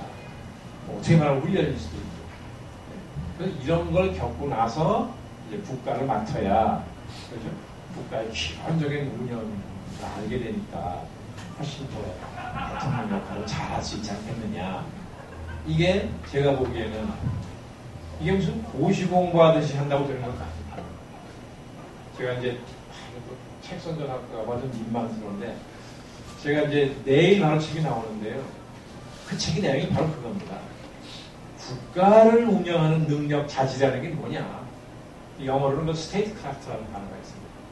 스테이트라는 국가라는 스테이트하고 기술이라는 크래프트를 합성한 그런 말, 스테이트 크래프트라는 말이에요. 이게 우리말로 바꾸면 국가 운영 또는 국가 경영의 자질, 능력 이런 걸 의미하는 겁니다. 이게 뭐냐, 뭘로 구성되어 있느냐 그걸 이론적으로 설명을 하고 동서양의 역사상 동서양의 그런 무수한 자질을 가졌던 지도자가 누가 있었냐 그 사람은 뭘 어떻게 했냐 하는 걸 좀 정리를 해보고 조선조 500년에 뛰어난 임금이었더니 어떻게 했냐 한번 좀 보고 그 다음에 이제 대한민국 건국 이후에 이승만 대통령으로부터 이명박 대통령 1위까지 10분의 대통령의 그 업적을, 치적을 스테이트 크래프트라는 관점에서 본 겁니다. 그러니까 대통령이 된 분은 정치적으로 성공한 분이죠. 정치적으로 성공하지 않고 어떻게 대통령이 당선될 수 있겠습니까? 아까 말씀드린 것처럼 정치인으로 대통령이 되는 자질하고 대통령이 된 후에 국가를 운영하는 자질하고는 전혀 성격과 차원이 다르기 때문에 이게 뭐냐 하는 것을 제가 이제 좀 이렇게 설명을 한 겁니다. 책으로. 네. 그래서 이제 그거를 앞으로 기회 있을 때마다 국민들한테 좀 호소를 하고 이런 것을 잘 짚어보고 선택하십시오. 또 대통령이 되고자 하는 야망을 품은 분들이 지금도 앞으로도 많이 나올 텐데 제발 야망만 키우지 말고 자질도 좀 키워주십시오. 이 부탁을 하고 싶은 심정으로 쓴 겁니다. 그런 것처럼 지금 젊은 나이에 여러 가지 좋은 조건을 자기가 갖추고 혜성처럼 나타났다. 성을 빨려 들어간다. 는 거하고 그 사람이 오늘날의 대한민국이라는 나라를 운영할 만한 식견과 경험과 용기가 있느냐 하는 건 별개라는 거죠. 그래서 잘 따져봐야 된다는 겁니다. 그런데 제3세력이라는 평가를 국민으로부터 받으려면 한나라당도 민주당도 아니면 제3당이냐? 아닙니다. 물리적으로는 제3이다고 하겠지만 그럼 보수를 표방하는 것도 아니고 진보를 표방하는 것도 아니면 제3세력이냐? 그것도 아니죠. 그럼 뭐냐? 제가 보기 이렇습니다. 최소한 지금 우리 국가가 당면한 가장 핵심적이고 시급한 과제가 아까 말씀드린 것처럼 새 시대에 맞는 새로운 국가 운영 원리를 찾는 것이니까 최소한도 그걸 국민에게 제시하고 그냥 나라 안팎이 이렇게 시대가 이렇기 때문에 저는 앞으로 대한민국은 이런 원리로 운영해야 된다고 생각합니다. 라고 국민에게 제시해서 국민의 동의를 받을 수 있는 정도, 수준. 그럼 그 원리에 입각해서 대북 정책을 어떻게 하고 경제 질서를 어떻게 바꾸며 정치 제도를 어떻게 바꾼다. 이런 정도까지는 내놔서 국민으로서 인정을 받는 수준이면 그건 비로소 제3세력이라고 할 수 있습니다. 아마도 이 앞으로 선거를 앞두고요. 제3세력을 표방하는 조그만 당이 막 무수히 나올 겁니다. 우후죽순처럼. 왜냐? 안 그래도 선거 때마다 이 공천이라는 수요가 있어서 당이 필요하거든요. 그래서 당이 많이 생기는데 이번에는 공간이 비어있는 공간이 있다는 걸 다 봤거든요. 민주당도 한나라당도 국민의 지지를 못 받는다. 나오지도 않은 제3세력을 갖다가 더 지지한다는 게 계속 나오잖아요. 안 나왔는데 지지한다는 거 아닙니까? 이게 무슨 기막힌 현상이에요. 그 정도로 기존 정당이 불신을 갖고 있기 때문에 그 공간이 비어있는 건 다 봤거든요. 아, 저거 내가 차지하겠다. 내가 저거 모르겠다는 사람 많이 나올 겁니다. 그러나 그렇다고 그 세력이 제3세력은 아니라는 거죠. 아까 말씀드린 것처럼 그런 수준이 있어야 국민으로부터 아, 저건 제3세력이다. 라고 평가받을 수 있을 거라는 것인데 안철수 교수가 과연 그런 제3세력을 리드할 수 있는 주도하거나 선도할 수 있는 정도의 식견과 경험과 용기가 있느냐 하는 것은 저는 잘 모르겠습니다. 겪어본 일이 없습니다. 내년 대선까지 갈 텐데 그래서 대선 때에 어디서든지 어서 오십시오 해서 이제 얹혀가는 게 현실적으로 가장 적합한 전술일 테니까 그 전략을 선택할 거다. 이렇게 생각을 그냥 그 전망을 했는데요. 오늘 그 윤 장관님 말씀은 최소한도로 그런 인기에 영합하지 말고 자신을 위해서나 국가를 위해서나 그 총선부터 대선까지 좀 검증을 받은 게 역사 앞에 국민 앞에 좀 당연한 책무가 아니겠느냐 이런 말씀으로 이해해도 될 것 같습니다. 예, 뭐 검증도 좋고요. 당연히 물론 검증 받아야겠죠. 검증도 좋고 검증이라는 게 이명박 대통령도 필요한 검증인지 뭐 그것도 좋고 좀 이렇게 국민들한테 우리가 설득하고 싶은 생각도 있을지 모르죠, 그렇죠? 나라한테 가야 됩니다라고 우리가 설득하고 싶은 의욕이 있을 수도 있거든요. 그것도 좋고 어쨌든 제가 보기에는 정치적으로는 만약에 내년 대통령 선거에 말씀하신 것처럼 나올 의견이 있다면 그거는 글쎄요, 국회의원 되고 또 금방 그만둬야 되니까 그것도 좀 문제긴 한데 어쨌거나 그렇다면 일찍이 정치에 나서는 게 정치 도의상 맞다고 봅니다. 예, 저는 하여튼 그 점에 있어서 아주 깊은 동감이 갑니다. 이제 여러분들 질문을 받아야 할 텐데요.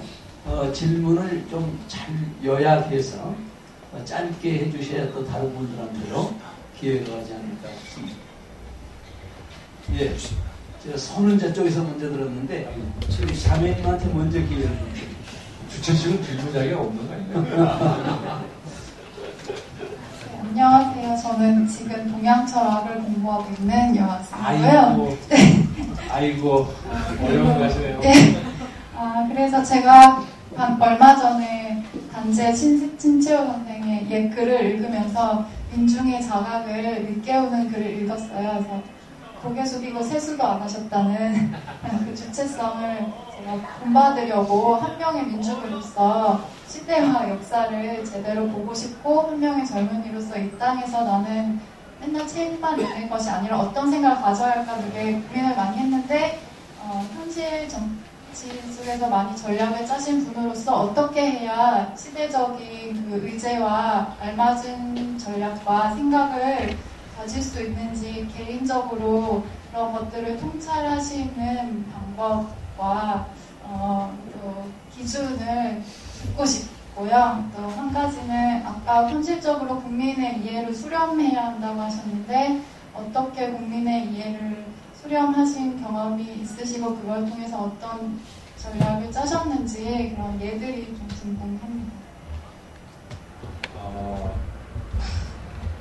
저는 제가 당자방이 아니라고 말씀을 드렸을 텐데 시대를 통찰하는 일이 있지도 않고 다만 개인적으로 이런 노력은 했습니다. 가능한 한 책을 좀 여러 분야의 책을 골고루 보자. 마치 음식을 이렇게 편식을 하지 않듯이.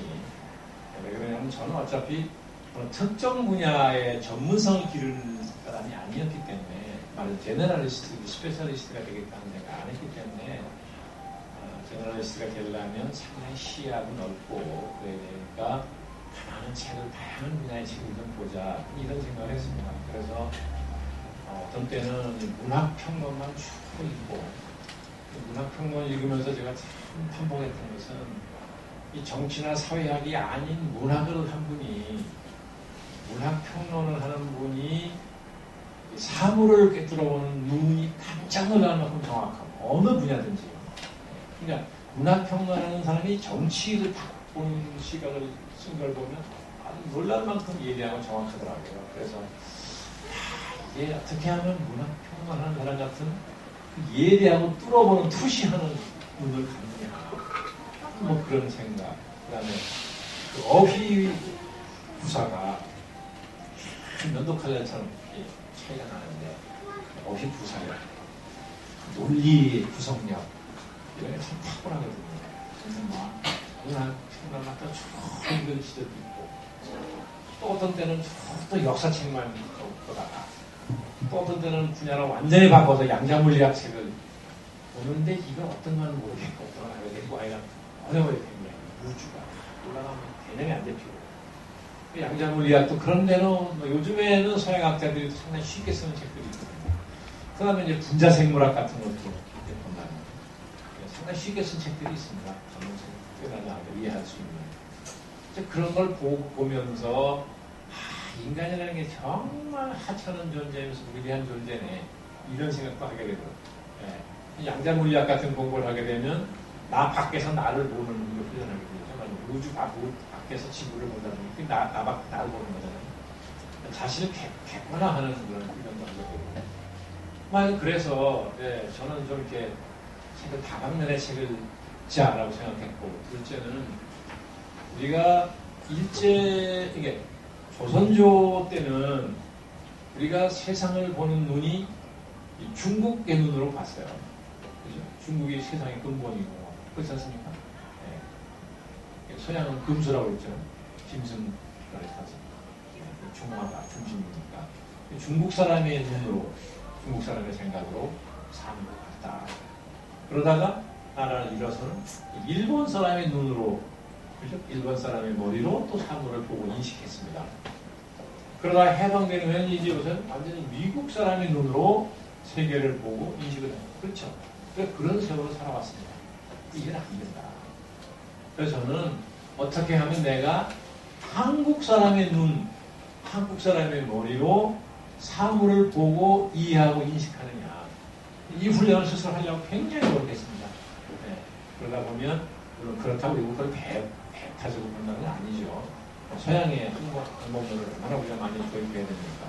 그러나, 네. 그래서 아까 단제 말씀하셨는데, 단제도 좋고, 위단도 좋고, 그죠? 네.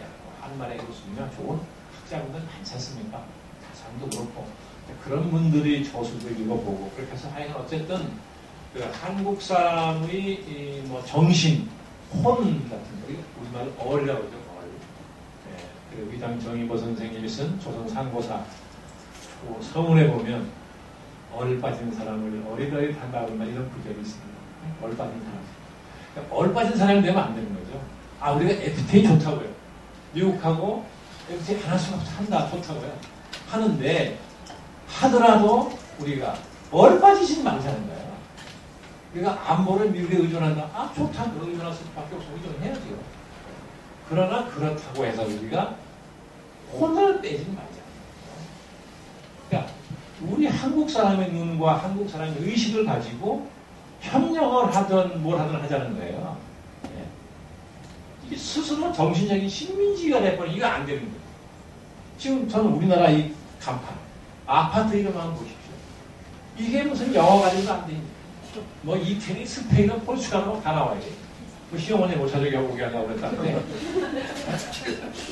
그냥 보면 이 커피점 한번 보십시오. 이름 한번 보세요. 영어 모르는 사람 찾아가지 못합니다. 그럼 이게 뭘 의미하는 거예요? 언어의 식민지예요. 왜 우리만 좋은 말, 이쁜 말들이 그렇게 많은데 하나 안 쓰고 꼭 무슨 외래어를 써야만 젊은 사람도 아 저게 그래도 멋있다고 생각해. 해주니까 그런 거 아니에요? 장사하는 사람이 무슨 죄가 있어요? 손님의 취향에 맞추는 거 아닌가요? 그러면 정말 지금 우리가 안 쓰는 이 순수한 우리말 중에 정말 이쁘고 좋은 말 많습니다. 그거 쓰면 안 되나요? 그러니까 이 우리도 모르게 언어의 식민지 발전이 된 거예요. 꼭 무슨 영어로 얘기해야 되고 뭐 불어까지 해야 더 네? 이렇게 유식해보고 뭐 이런 식의 거. 그리고 언어라는 게 이런 말이 있어요. 언어의 구조는 사고의 구조와 같고 사고의 구조는 존재의 구조와 같다. 이 언어 철학자가 한 말이 조금씩 옛날에 하도 오래전에 읽어가지고 누구 말인지 기억을 못하겠는데 제가 읽으면서 하도 정말 머리가 확 박혀서 그냥 지금도 그걸 외우는데 이게 무슨 말입니까? 말하는 걸 보면 사람을 한다는 거 아니에요. 그래서 제가 또 엠비전 그룹 인수위 때 뭐 어린이인지 오렌지인지 하는 말 나왔을 때 몰입교육 한다고 그럴 때는 아 세상에 한 나라의 어문 정책이라는 게 굉장히 중요합니다. 왜 그러냐면 국민의 사고를 지배하기 때문에 그렇습니다. 언어 정책은 그 국가의 근본에 관한 정책이에요. 정말로 학자와 지도자들이 정말로 심사숙고해서 정해야 될 것 중에 하나가 어문 정책입니다. 그런데 이까 뭐 오렌지 하면서 뭐 CNN 보면 뭐 이상한 액센트를 잘만 알아듣더구만. 근데 그렇게 하는 걸 보고 내가 너무 한심해서요. 도대체 정권을 인수한다는 인수위 위원장이 더나 인재를 빌려내는 한개 총장은 연하의 한 분이고 본인이 PhD 한 박사 아니에요? 이게 또 인신공격한다고 그러나 이게 좀 다시 한번 편집해 주시죠. 그런 뜻은 없는 거예요. 근데 그렇게 하는 걸 보고 그것만 봐도 정부의 수준을 그냥 단적으로 아는 거예요. 언어라는 게 뭔지 모르는 거예요. 그래서 저는 제발 지금부터라도 여기 젊은 분들이잖아요. 지금부터라도 우리가 뭔가 한국 사람의 DNA가 있는 거 아닌가요? 우리가? 네. 우리만의 정신이 있고 우리만의 정서가 있으면 이걸 잘 좀 지키고 가꾸어서 그러면서도 얼마든지 영어 잘할 수 있습니다. 그렇죠? 아니 왜 유치원 때부터 영어를 가르칩니까? 지나라만 안 가르치는 거예요. 저도 아들 둘을 미국 유학 보낸 사람인데 저는 고등학교를 내가 졸업하고 다 대학교 둘을 기어보냈습니다. 그래서 1년 다니던 아이들을 다시 미국을 보내면서 다시 1학년을 들어가라. 왜 그러냐면 영어를 마스터하려면 미국 학부 교육이 참 좋습니다. 미국 4년 동안의 학부 교육을 제대로 받으면 영어를 정말 잘하게 가르쳐요, 미국은. 그걸 제가 알기 때문에 다시 1학년 들어가라고 해서 1학년 다녔어요. 지금 다 일하는데 미국 사람이 놀랄 만큼 영어를 잘해요. 근데 여기서 다 고등학교 대학교 들어간다면 가도 그렇게 할 수 있습니다. 왜 유치원 때부터 영어를 가르쳐야 되는데 우리만 못 배우는 애들한테 그럼 걔를 한국 아이로 기르겠다는 거예요. 코스모 브레이크하는 방법이에요. 그런 걸 보면 지금 나이 먹어서 또 비군관계 하는데 정말이에요. 젊은 분이 그 말씀하시니까 하는 얘기인데 정말 우리가 지금부터라도 영어, 이 글로벌 랭귀지니까 영어 해야 됩니다. 우리가 무기가 없는데. 그러니까 글로벌 랭귀지니까 영어 잘해야 됩니다. 그러나 영어를 잘한다고 해서 우리가 홀까지 깨놔야 됩니다. 그런 날 얼마든지 한국 사람의 정신, 한국 사람의 한국 사람의 혼을 가지고도 영어도 잘할 수 있고 토로도 잘할 수 있어요. 그러니까 제발 좀 이제 저는 부탁드리고 싶은 게 그게 뭔지는 모르겠지만 내가 한국 사람이다. 한국 사람의 눈과 한국 사람의 정신으로 사물을 보고 세계를 보고 인식하게 그런 생각을 가져주시는 게 좀 굉장히 중요하다고 생각합니다. 뭐 특별한 방법 없어요. 국민의 이해관계에 언제 반영했냐 하는데 글쎄 제가 뭐 대통령이나 무슨 높은 지위에 있었던 사람이 아니니까 제가 뭘 했다고 말씀드리기는 좀 그렇고요. 다만 제가 이제 행정부 공무원 생활을 21년을 했는데요. 기자 생활을 12년을 하고 행정부 공무원 21년을 하고 이제 국회의원 한 4년 했습니다. 그런데 행정부 21년 동안에 제가 청와대 근무를 9년을 했습니다. 9년 했는데요. 그러니까 전두환 대통령, 제 대통령, 김영삼 대통령, 세운 대통령을 부서하셨죠. 그리고 여러 부서를 이렇게 청와대 안에서 돌아다녔는데 매일매일 비서관 이런 대통령이 참모니까 매일매일 하는 일이 이제 별걸 시켜서 대통령한테 보고하고 건의하고 하는 게 그런 일이 있는데 청와대 근무를 하면서 사실은 굉장히 많은 갈등, 많은 회의 이걸 느끼고 살았죠. 그래서 어떤 때는 이걸 하면 되는데 갈등 이걸 해소하려면 그만두고 나가야 되는데 나가면 아무 능력 기술도 없는 사람이 애들은 있고 막말로 자기 합리화한테 어떻게 보면 그래서 그냥 적절히 현실하고 생각하면서 갈등을 나름대로 사귀고 살았던 거죠. 근데 한 가지 다행스러운 것은 이 책이라는 동반자가 있으면 상당 부분 거기서 위로를 얻고 거기서 격려를 받습니다. 확인이 되고 내 생각이 옳다는 걸 부단히 확인할 수 있어요. 아내가 남편으로부터 부단히 사랑을 확인하듯이 책으로부터 부단히 사랑을 확인할 수 있습니다. 그래서 저는 그런 갈등, 회의, 좌절을 극복하는데 책이 굉장히 큰 도움을 줬다. 그런 생각을 하죠. 그래서 무사히 사고 안 치고 잘 넘겨서 장관도 하고 국회의원도 이른바 출세를 했습니다. 그러니까 제가 특별히 국민의 이익을 고려해서 정책을 만들거나 그런 일은 없지만 항상 저는 몸은 정부 안에 있어서도 머리는 정부 밖에 있으려고 노력을 했죠. 그래야 사물을 객관적으로 양자물리학에서 객관이 없다는 건데 어쨌든 가능한 한 합리적이고 객관적으로 보려고 노력을 했습니다. 그러려면 머리가 정부 밖에 있어야 됩니다. 그게 제일 좋은 게 저널리스트의 시각, 의식을 갖는 게 제일 좋죠. 전 다행히 전직이 기자라서 늘 하여간 그런 저널리스트의 문제의식으로 공무원 생활을 하자. 사실 개인적으로 참 괴롭죠. 이 시대에 제가 타협이 안 되니까. 그렇게 살았는데도 출세한 거 보면 꼭 비굴하게 살아야만 출세하는 건 아니더라고요. 사적인 얘기에서 예. 참 젊은 분이 질문을 하니까 애정을 가지고 답변을 해주셨는데, 이제 나머지 시간들 우리가 오랫동안 할 수 없으니까 한 1분 정도, 질문 시간 1분, 우리 장관님께서 답변 한 4, 5분 이렇게 하시면 한 서너 분의 질문을 더 받을 수 있을 것 같습니다. 저는 아까 질문했는데 우리 주체는 좀 양보를 좀 하시고, 아까 제가 할까요? 네, 먼저. 네.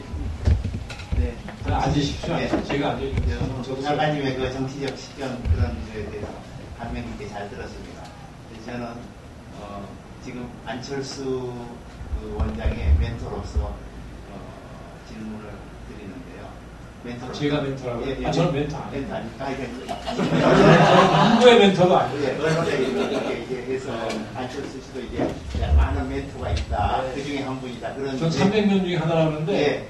저는 뭐 그것만도 영광이라고 생각하지는 않습니다. 저는 제 스스로 누구의 멘토라고 생각해본 일이 없어요. 지금 현재 상당히 이제 이 자리까지 온 것도 어떤 그런 안철수 원장의 어떤 그런 영향력을 미치는 분의 한 분이라는 그런 걸 해서 이 자리가 이제 이렇게 승인된 걸로 알고 있는데, 지금 이제 제3세력 아까에 대해서 구체적으로 말씀을 많이 해주셨는데, 그 정치적인 어떤 그동안의 역량이라든지 그런 걸로 볼 때, 윤 장관님께서 제3당을 어떤 창당하는데 어떤 주도적인 역할을 할 생각이 있는지, 또 그렇지 않으면 또 제3당이 만들어지면 거기에 어떤 중요한 자리를 하고 싶은지, 그러면서 또한 여쭤보고 싶은 거는 우리 그 윤 장관님의 개인적인 어떤 비전과 야망은 앞으로 이 정치적인 어떤 과정을 말씀해 주셨는데, 앞으로의 어떤 일을 하고 싶은 건지, 어떤 대권의 어떤 역할을 하고 싶은 건지, 그런 거에 대해서 좀 간단하게 말씀해 주시면. 저에게 안철수 교수의 멘토라고 부르신 겁니까? 그런 건 아니죠.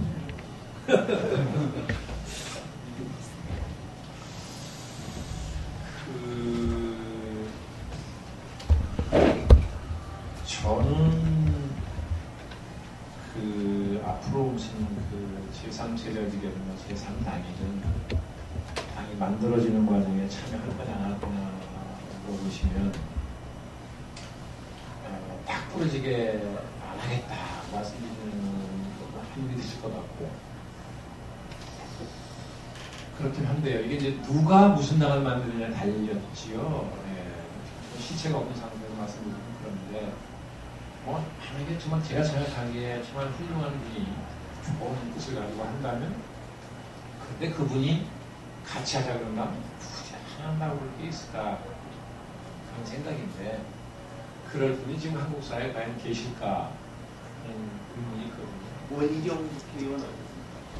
원희룡 의원이 이제 좋지요, 좋은데, 원희룡 의원하고는 개인적인 인연이 조금 있습니다. 16대 국회 때 정치에 들어왔는데, 그때 오세훈 전 서울시장하고 원희룡 의원이 정치를 시작하려고 그럴 때, 김대중 대통령하고 두 사람을 욕심을 내서 크게 그쪽으로 이회창 총재도 욕심을 내서 어떻게 한나라하고 되려고 경쟁을 심하게 했습니다. 그럴 때인데 하루 총재가 그러시더니, 자, 오세훈 변호사하고 원희룡 씨한테 이미 의사표시는 가 있다. 있는데 어떻게든 선택해서 한나라에 입당을 시켜라. 만약 그거를 성공하지 못하면 내 앞에 나타나지 마라. 그래서 이제 오세훈 씨하고는 몇 차례 만났습니다. 만나서 제 나름대로 이제 왜 정치를 하려면 이회창 씨하고 해야 되느냐는 무엇을 만들어가지고 설득하고 그래서 이제 어쨌든 두 분이나 한나라를 노력했습니다. 그 후에 저도 유심히 이제 관찰도 하고 그랬는데, 어떻게 보면 원희룡 의원이 가장 이상적인 조건을 많이 갖춘 사람입니다. 그런데 작년에 정치적으로 실수를 했어요. 이게 이제 지방선거 끝난 후에 한나라당의 쇄신위원회가 있어가지고 쇄신위원회가 구성이 되고 쇄신위원장이 그게 그때 이제 당 안팎에서 알려지기를, 그 자리를 만드는 과정에서 이명박 대통령 중에 이제 측근들이 도움을 받아서 했다라고 알려져가지고 정치적으로 많이 좀 상처를 받았죠, 이미지에. 저도 좀 처음에는 믿질 않았습니다. 분명히 지금 상황에서 그런 판단을 했을 것 같지 않은데 이상하다. 소문이 그렇게 딱 나더라고요. 네, 그러다가 사무총장이겠죠. 사무총장이 되니까 말하자면 더 많은 사람들이 그걸 확인했다고 생각을 하는 거죠. 네, 그래서 아마 지금 당내에서 입지가 굉장히 전 같지 않을 거라고 저는 짐작을 하는데 저는 진실 여부는 모릅니다. 사실 여부를 알 수가 없는 거니까 아마 당 안팎에 언론계에서는 이런 그런 정치적 행보에 대해서 굉장히 아쉽게 안타깝게 생각을 하고 굉장히 종인제를 네. 그러나 저는 그것이 씻을 수 없는 과업은 아니라고 생각하니까요. 얼마든지 정치적으로 제기할 수 있죠. 네. 다만 이제 또 그렇다고 성급하게 하다가 또 실수할 수도 있으니까 좀 침착하게 잘 좀 해서 네. 그만한 사람도 한국 정치에 참기가 쉽지 않습니다. 저는 지금도 큰 기대를 가지고 있는 그런 정도고요. 저는 솔직히 신문에 자꾸 이렇게 이제 막 과장되게 보도되고 대단한 지략을 가진 사람들이 이제 아닌데 저는 타고나기를 그런 지략을 타고난 사람도 아니고 또 저는 지금은 그런 책략이 필요한 시대가 아니라고 생각을 합니다. 이 정치가 소수의 권력 엘리트들이 많의 게임일 때는 책략이 나무했죠. 그때 보면 그냥 구경꾼이 방관자니 그래서 상관이 없었죠.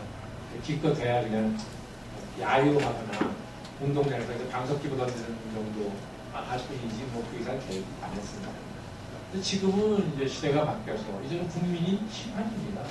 필수를 누리고 있어요. 그러면 국민을 상대로 책략을 쓸 겁니다. 지금 거의 모든 정보가 공개되는 시대예요. 공개된 정보가 실시간에 그냥 전 세계에 퍼지는 이런 시대인데 책략을 써가지고 못할 건데요. 그러니까 저는 지금 시대는 전략이 필요하겠죠. 책략과 전략은 원래 옛날에는 이게 가치 중립적이라서 책략이 나쁜 뜻이 아니었다는 거죠. 그런데 이 언어라는 게 오랜 세월 사용되면서 뉘앙스가 생기죠. 지금 우리가 책략 그러면 어두운 지혜라는 얘기가 있습니다. 전략 그러면 뭐 그렇지 않은데 책략? 책사? 이거 음흉한 사람이지. 이런 게 있어요. 그래서 제가 책사 소리 제일 듣기 싫어합니다. 지금 박희택 국회의원이 옛날에 처음 보면 뭐냐고 책사 어디서 책상에 돈 주세요. 네, 맨날 제 생각에 지금은 책략을 정치한테 책략을 쓰면 안 된다. 근데 한국 정치인 중에 아직도 상당수는 정치를 책략이라고 생각하는 분들이 있어요. 그래서 생각해보시죠. 국민은요, 다수의 국민은 그냥 평범한 사람 아니잖아요. 평범하게 생각하고 평범하게 판단하고 그런 거 아닌가? 다 그런 거 아닌가? 비슷하게. 예. 그러면 정치하는 사람이나 권력자가 그럼 평범한 국민의 눈높이를 맞추면 그거 뭐 국민의 요구를 아는 게 어렵습니까? 그런데 왜 쓸데없이 머리를 돌리냐는 거예요. 그냥 국민의 눈높이를 맞춰서 국민하고 교감을 해보면 국민이 뭘 고통스러워한다. 국민이 뭘 요구하는구나. 뭘 기대한다. 금방 할 수 있는 거죠. 그걸 정직하게 그걸 맞춰주려고 노력하면 국민이 뭐 실패하더라도 인정해 줄 거 아닌가요? 사람들이 뭐 다 하는 거 말하다 성공할 수 없는 거니까. 근데 이거를 쓸데없이 잔머리를 굴려가지고 국민의 상대로 책략을 써? 한 번은 속일 수 있죠. 두 번 안 속습니다. 한 번 속고 나면 안 밀어가지고 무슨 소리는 소용없어요. 그러니까 저는 이제 시대가 바뀌어서 정치를 책략이라고 생각해서 맞잖아요. 네, 우리 은선 씨 뒤에 그 자매하고 또 지금 우리 희망정치연대에서 추천해서 지금 고양시 의원 활동하고 계신 고은정 의원님 혹시 질문하고 싶으면 질문 기회를 한번 드리겠습니다. 네, 자매님. 네, 윤영준 장관님 강의 정말 잘 들었고요.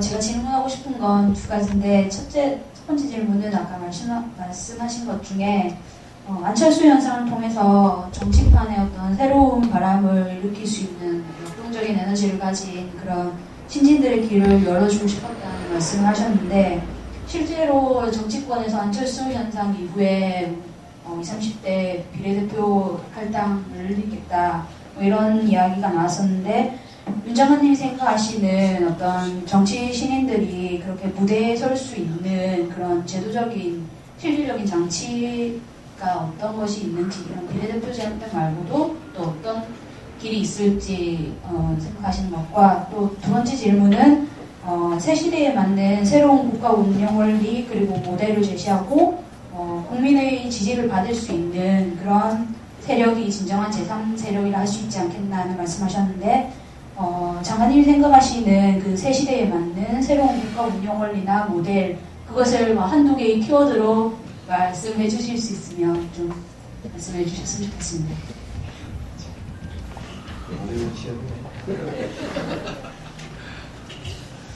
자, 제 생각은 이렇습니다. 지금 우리 젊은이들이 한나라당 주장한 기성경과 극복 불신한다. 이게 20대 국회의원 역할을 한다는 거죠. 그런 건 아니죠. 그런 차원은 최소한 아니지만.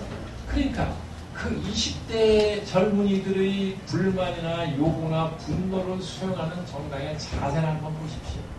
그 젊은이들이 비판하고 분노하려고 20대 국회의원 만들어주면 좋아하더라. 이게 수준 한번 보시라고요. 20대를 무시해도 중수가 있어요. 그러니까 이 정당 정치가 제도 확립된 나라, 대표적으로 유럽의 영국 같은 나라, 미국도 상당히 보면 그렇습니다. 그 나라는 영국은 특히 10대 때 당원이 됩니다. 당에 들어가서 그 트레이닝을 다 받아요. 당의 교육을 다 받아야 됩니다. 당의 교육 제도가 잘 돼 있어가지고 그 젊은 당원들을 끊임없이 교육합니다. 네, 그러면 거기서 우수한 사람이 올라가죠.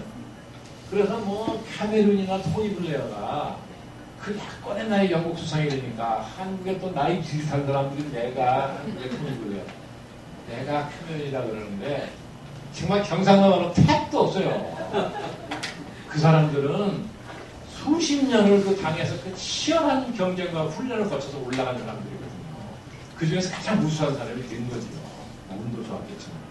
미국도 다 그런 건 아니지만 민주당이나 공화당에 대한 핵심 인사들이 있잖아요. 대통령도. 그런 사람들이 만약 내년에 선거가 있다, 또는 정권을 잃어버렸다 하면 자기들끼리 모여서 회의를 합니다. 토론하는 게 있어요. 그 문건을 한번 봤더니 정말 우리나라 국회의원은 파쇄금식도 못하고요. 그 토론의 수준이. 근데 그걸 보고 부럽고 창피하고 그런 걸 느꼈거든요. 그러니까 정당이 이렇게 해야 됩니다. 사실은 정당이 사람을 배출해야 되는데 우리나라는 사람이 정당을 배출합니다.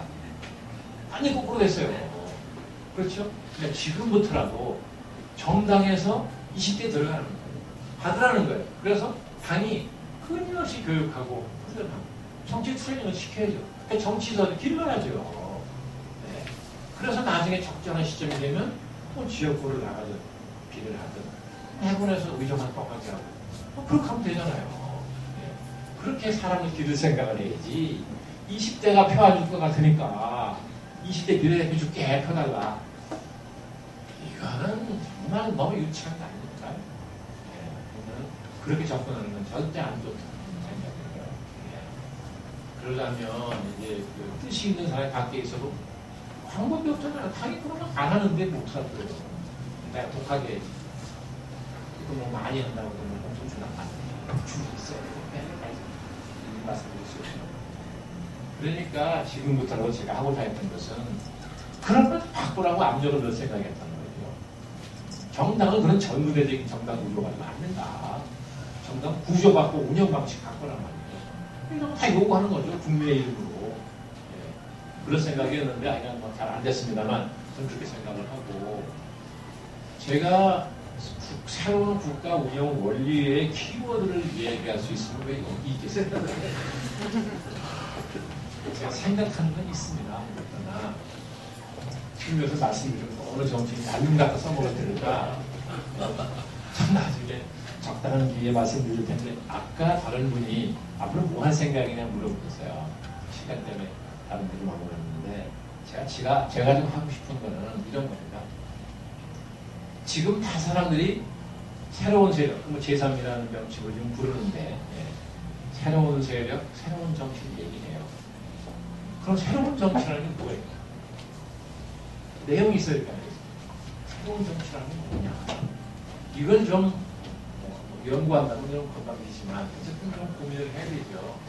그래서 우리가 한국이 지금 지향해야 될 한국적 새로운 정치라는 게 뭐냐? 제가 보기에는 아까 잠깐 말씀드린 것처럼 민주주의가 진전되면서 국가의 효율성이 떨어졌습니다. 국가의 효율성을 높이면서 민주주의를 진전시키는 그래서 정치적 민주주의가 경제적 민주주의로까지 확대돼서 사회의 심각한 불평등 구조가 많이 완화되고 그렇죠? 그러면 국가 효율성도 높아지겠다는 것입니다. 이걸 어떻게 할 거냐? 어떤 가치와 원리와 제도로 이걸 만들 거냐 하는 게 저는 과제거라고 보는 거죠. 근데 그걸 어떻게 해야 되나 하는 제 나름대로 고민하고 있는 건 있는데 아직 그걸 제가 이론적으로 체계화를 못하고 있거든요. 아는 게 있어야 돼요. 이제 공부한 분들 찾아가서 이제 막 떼써서 뭐 물어보고 막 해가지고 이제 조금씩 이렇게 이제 보완해야 될 텐데요. 금년은 더군다나 제가 이제 저는 책 쓴다고 매달려가지고 사실 아무것도 못했거든요. 그래서 이제 책이 어차피 내일 나오니까 어차피 손을 떠났고 그러면 좀 한 달 지금 제가 체력을 너무 많이 써가지고 오늘 없이 지쳐있는 상태라서요. 그래서 이제 한 달이나 두 달쯤 쉰 다음에 아까 말씀하신 키워드를 붙들고 한번 고민을 해볼 생각입니다. 예, 그냥 그 시간이 많이 지나서요. 우리 고 의원님 안 해도 될 것 같으면 지나갈까요? 꼭 하시겠습니까? 다른 파트. 예. 그러시면 우리가 좀 정돈할 시간이 됐습니다. 또 약속된 시간이 돼서 전에 제가 청년 때 그 여러분들이 아시는 거 함석헌 선생 자주 찾아다니고 그분 책을 자주 읽고 그랬었는데 그 함석헌 선생이 그런 이야기 한번 했어요. 그 책에 쓰셨던 이야기인데 장준하가 정치를 한다면은 내가 정말 밀어주고 싶다.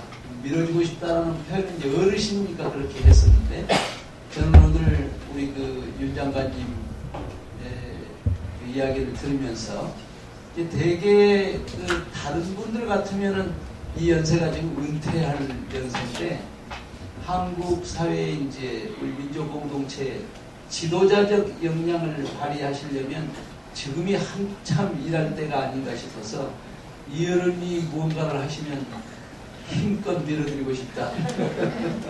그런 생각이 들었고요. 저는 이제 목사로서 평생 사람을 가르치는 사람인데 제가 지금까지 후회스러운 것 중에 하나가 책을 많이 못 읽은 것입니다. 근데 책을 많이 읽고 싶어도 그 시간이 없어요. 그런데 우리 윤 장관님이 그 바쁘신 인생 여정 걸으면서 어떻게 저렇게 책을 많이 읽으셨나 참 신비스럽기도 하고 존경스럽기도 하고 또 윤 장관님의 그 역량이 책을 통해서 나온 것 같아서 오늘 여기 오신 분들도 열심히 좀 윤 장관님 본을 받아서 책을 좀 많이 읽었으면 좋겠습니다. 여러분 좀 뜨거운 박수 감사합니다.